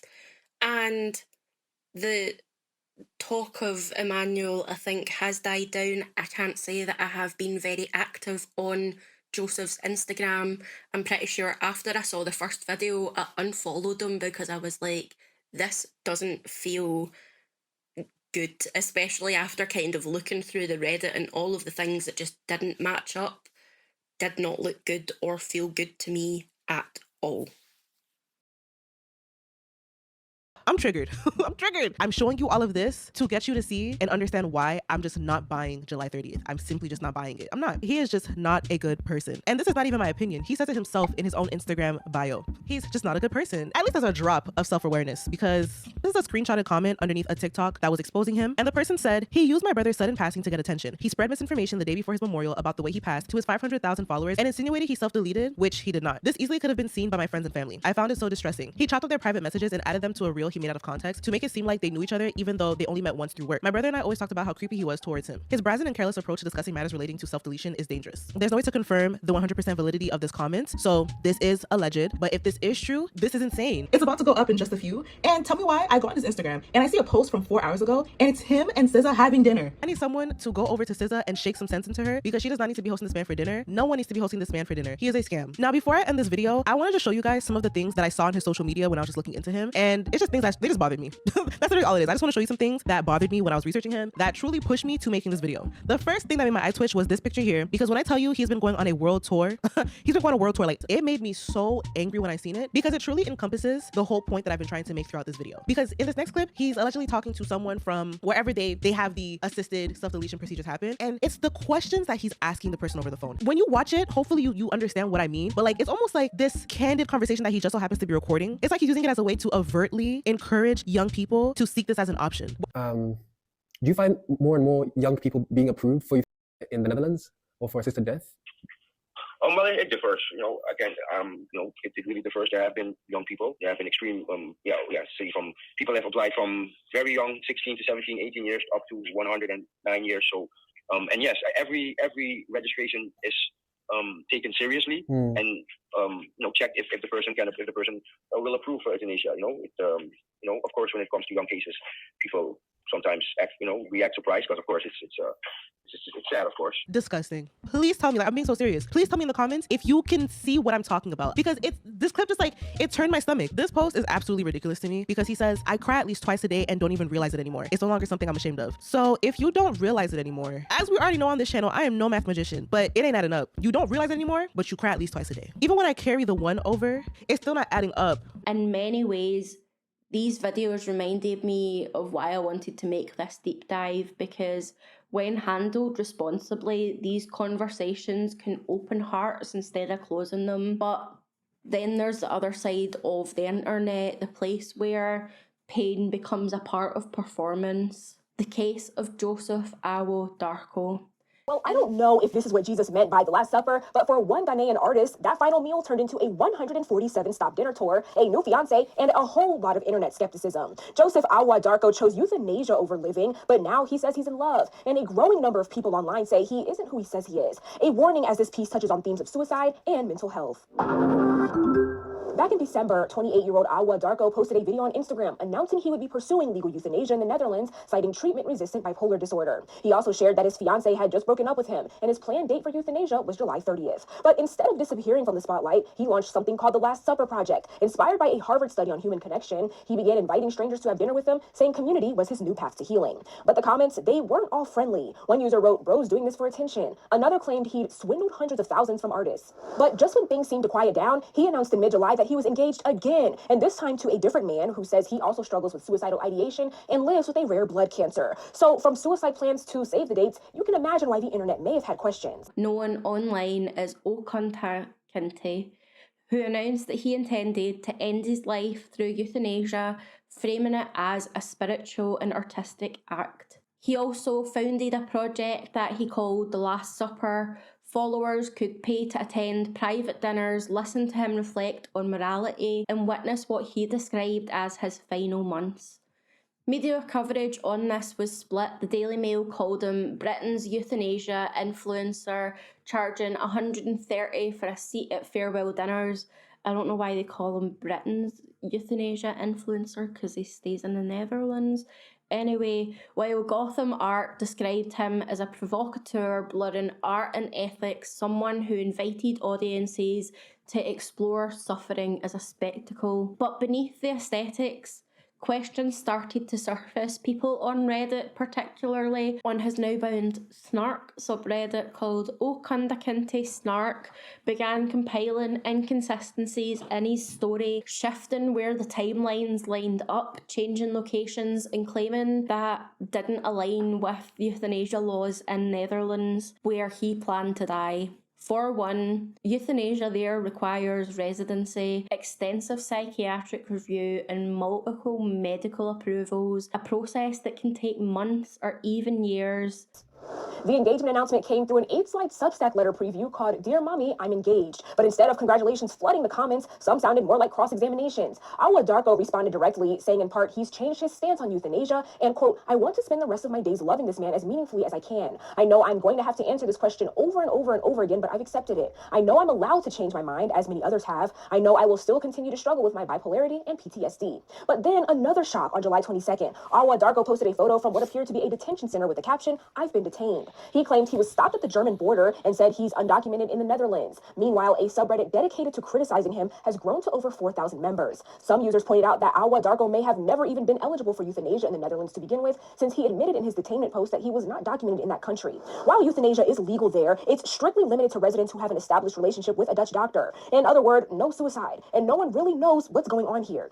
To complicate things even more, Awo Darko is no stranger to legal drama. Last year, a Ghanaian artist sued him for over $266,000, according to ArtNet, claiming he was never paid for his work through the Nodor Artist Residency, a program Awo Darko founded. His lawyer denied wrongdoing, saying the artist had already been paid in sales and support. But ArtNet previously reported in 2021 that other artists had raised concerns with the same residency. Some online believe Awo Darko left Ghana to avoid legal troubles. Others think he's using his mental health narrative to distract from those accusations. But regardless of his truth, people are still encouraging others to give grace to people dealing with mental health struggles. With Straight Arrow News, I'm Kennedy Feltz. Allegedly, supposedly, maybe, my opinion could be that it was an attempt to cover up the receipts of his inconsistencies. However, on that note, I want to be clear that this is not a deep dive into Joseph's personal life. It is an example of how online storytelling around euthanasia can shape public perception.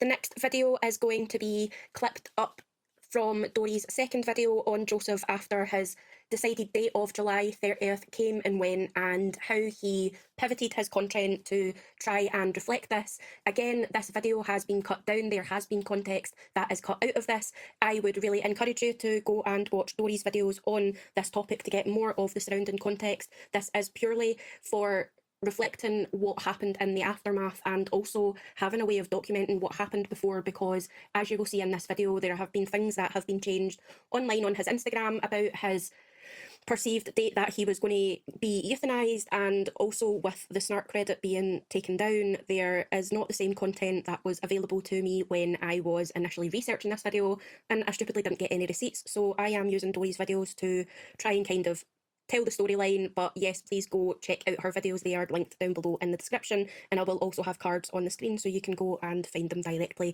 from the video. Understand that I may not be the most likable person, whether or not it's because of my background, my family, the fact that I come from money, the fact that I'm being accused of being a scammer, whatever it may be. I have found it remarkably hurtful and sad that people have expressed anger and disappointment around the fact that I have found a reason or reasons to live. We've gone from Netflix documentary to soap opera within the span of 2 weeks. July 30th came and went. Now, he's not trending for disappearing. He's trending because he's more visible than ever. On July 21st, Joseph shared a post with his followers informing them that he has been detained at the German border. And this was after he left the Netherlands to go visit his new fiancée. And just off rip, a majority of people found it strange that he was claiming to have been detained, but somehow had access to his phone, and thus had the ability to share this update with his followers in what he was portraying to be in real time. And of course, in his victimhood fashion, he played into the confusion surrounding his phone access. Don't know how long I have my phone for, as I am detained. Now let me ruin your immersion and bring us back to reality, because there are 3 things worth noting about the logistics of his detainment and phone access filler episode. For one, him being undocumented in the first place is the main reason why his pursuit for self-deletion was never true to begin with. But this detail is just as important in this new arc because he himself admitted that he knows the risk of traveling given his immigration status, and he even takes accountability for this, but that's only because it was a part of his plan all along. On his way back to the Netherlands after visiting his fiancée in Poland, he had to cross through the German-Polish border. He was then apprehended by German federal police, who identified that he had no valid visa or residence permit and no record of asylum registration in Germany. As a result,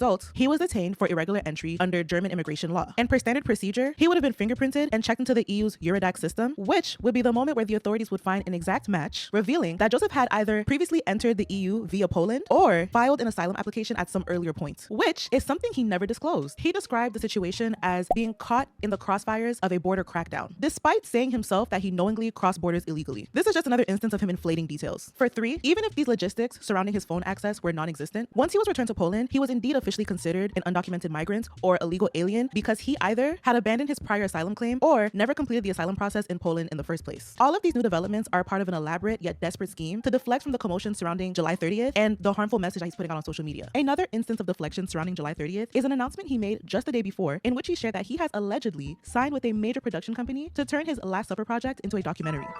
This man will be the main character of the next biggest Netflix documentary. Interesting. But let's move on to his newfound reason to live, his fiancée, Alex. If you recall the part 1 video I made not too long ago, this was originally his Instagram bio in which he unironically claimed to not be a good person. This bio was an accessory to the self-deletion grift. Now that that script has been archived, he rebranded his bio to better fit his current identity as an engaged, treatment-resistant bipolar, writer, and you can't forget, illegal alien. Now, his Instagram page is no longer a scrapbook of his own demise. It's now a scrapbook to his fiancée. Reminder that this is fiancée number 4, and that in itself wouldn't be the issue here. The issue is that upon announcing his engagement, he did so by posting a letter that he frames to be addressed to his mother. He speaks about Alex and their love, as well as details about his medical condition that feel very boundary crossing, as he included photos that aren't even on Alex's Instagram. Like, this could have been a direct email. Why are you adding the rest of us to the group chat? The part that struck out the most to me was when he said, "There's definitely a darkness that bonds us." His first brush with self-deletion ideation was at 11. Is it just me, or does this not sound like textbook trauma bonding?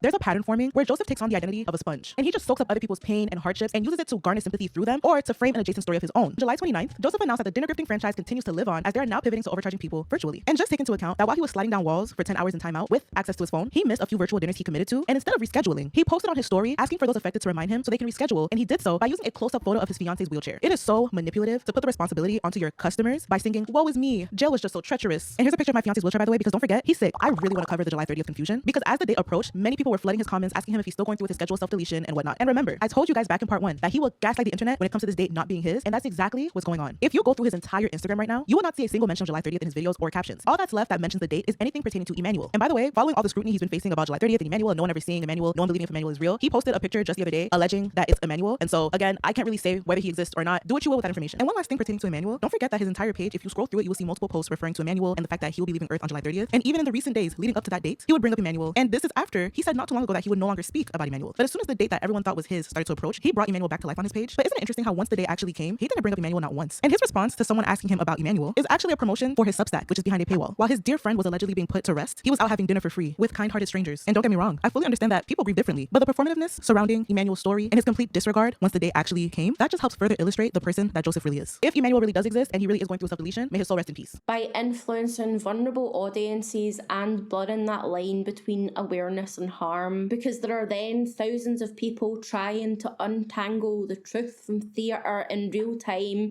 with no ethical guidelines for what happens when someone broadcasts their own supposed death plan. I think what struck me the most about Joseph is how powerful storytelling can be and how dangerous it can become when detached from accountability. I worked in mental health and I have experienced pain long enough to know that language saves lives and can destroy them. There is a reason every nurse is trained to talk about suicide carefully with empathy and structure, but at times online, these same rules do not exist. When scrolling through social media, I see creators talking about their pain, and part of me relates because I've been there. But when I start to see it being consistently monetized, aestheticized, or sold as content, that's when it starts to feel wrong to me. And it's not just about Joseph. It's about a culture where suffering is currency and vulnerability trends better than joy. And where trauma can earn you money, and sometimes in the depths of despair, that chaos can be a lot more charming than any piece because that chaos pays the bills. We're in an era where personal narratives about euthanasia can reach millions before the fact-checking even happens, where algorithms reward intensity, not accuracy. And while I don't want to demonise anyone for expressing pain because I do it too, trying to find the balance of sharing good but also not pretending that disability is all sunshine and roses, I do think we have to ask, at what point does self-expression become influence, and who is responsible when that influence ultimately causes harm? Joseph's story is not unique. It is just one of the louder ones. It is a symptom of a wider digital landscape where complex ethical issues are reduced to digestible, easily consumable shorts. I see comments from people saying something like I said earlier, in their lower moments they may have seen Joseph's story as proof that euthanasia was a viable way out, and that isn't on him alone, it is on the culture that we have built around platforms that prize emotion over context. Joseph's response is why this feels complicated to bring this up. I do not want to demonise someone for struggling, and I am not making a video about whether Joseph should or should not be alive, which is why I took bits from Dory's videos where it was specifically talking about euthanasia. There were changes in his story and then an engagement, which, don't get me wrong, is a very powerful reason to keep living. However, it shows that people can find new reasons to stay, but it does also raise questions about how these stories are told online. With psychiatric euthanasia making up about 2.2% of reported euthanasia deaths in that RTE report, and with Canada pausing psychiatric-only eligibility until at least 2027, I think it is fair to ask about duty of care. What does good risk assessment look like in this space? Who is responsible for safety, clarity, and follow-up when potential people who are going through with euthanasia change their minds? And yet I don't want this to sound like judgment, because underneath all the controversy I do think that Joseph tapped into something universal, that craving for control, connection, and meaning, and acquiring that in the face of suffering. The difference is, though, without guidance or grounding, those same instincts can spiral into harm. It does remind me of the aftermath of Caroline Flack's death and the rise of the Be Kind movement, the collective outcry that we need to watch how we talk about people in crisis. But suicide prevention goes far deeper than shares on social media and hashtags. Kindness is just the beginning. It is awareness, empathy, and the responsibility to talk about suffering with nuance and care, especially online when struggle can be turned into content and monetized without a thought for who's watching it. Because sometimes that person watching might be on their worst day looking for one sign to end it. And if they stumble across someone speaking positively about psychiatric euthanasia, that might be it, the single thing that pushes them towards a decision that they cannot reverse. At the same time, there is personal responsibility too. Research shows that in countries where euthanasia is legal, some people who apply for it but face long waiting periods die by suicide before the process is complete. It is a stark reminder that behind every statistic is a human being that is trying to balance their pain and patience and despair and hopelessness. I think that is a good place to end this deep dive, and not just with statistics or philosophy, but with a reminder that these conversations may have started in ancient times, but they're still happening right now in comment sections, group chats, family dinner tables, DMs, openly on social media. And every time someone shares a story about wanting to die, there are thousands of quiet viewers deciding what that means for them. Compassion, context, and continuing the conversation. My arse is getting numb. I've nearly been recording for 2 hours. I wanted to record another episode today, but I guess that's going to be tomorrow.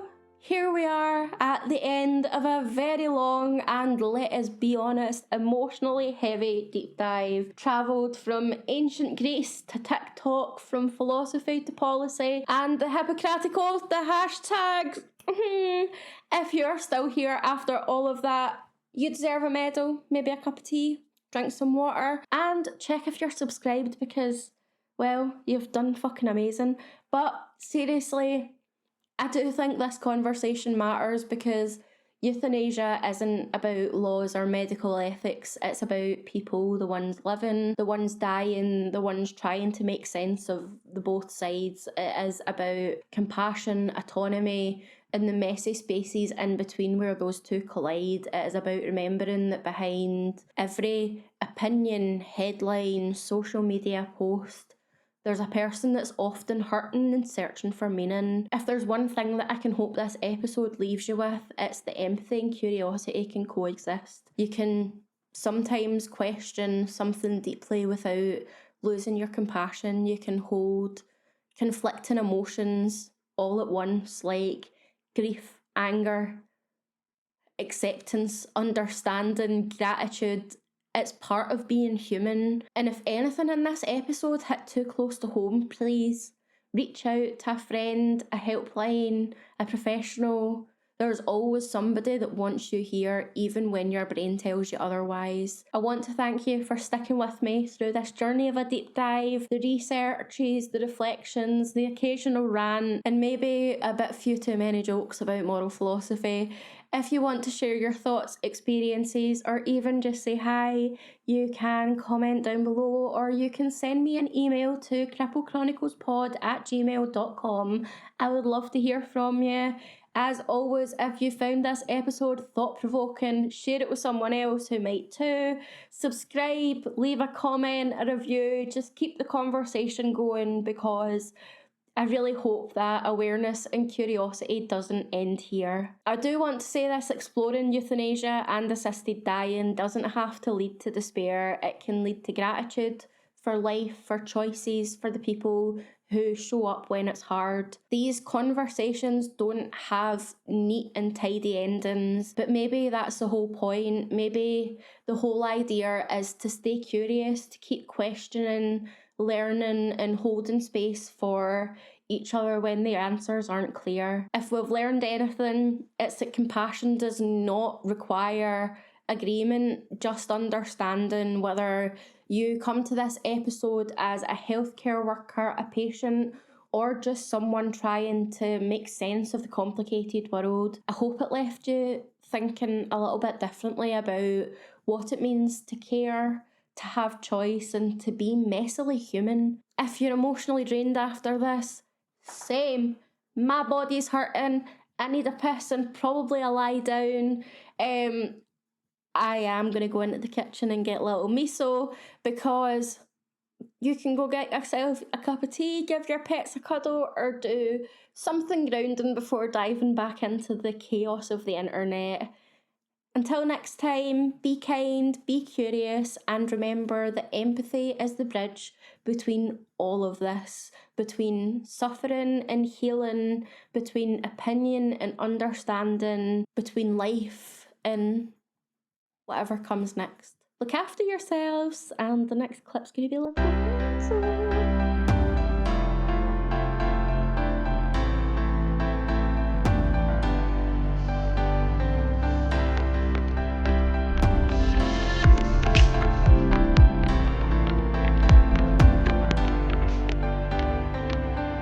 I don't know if my mic will pick up.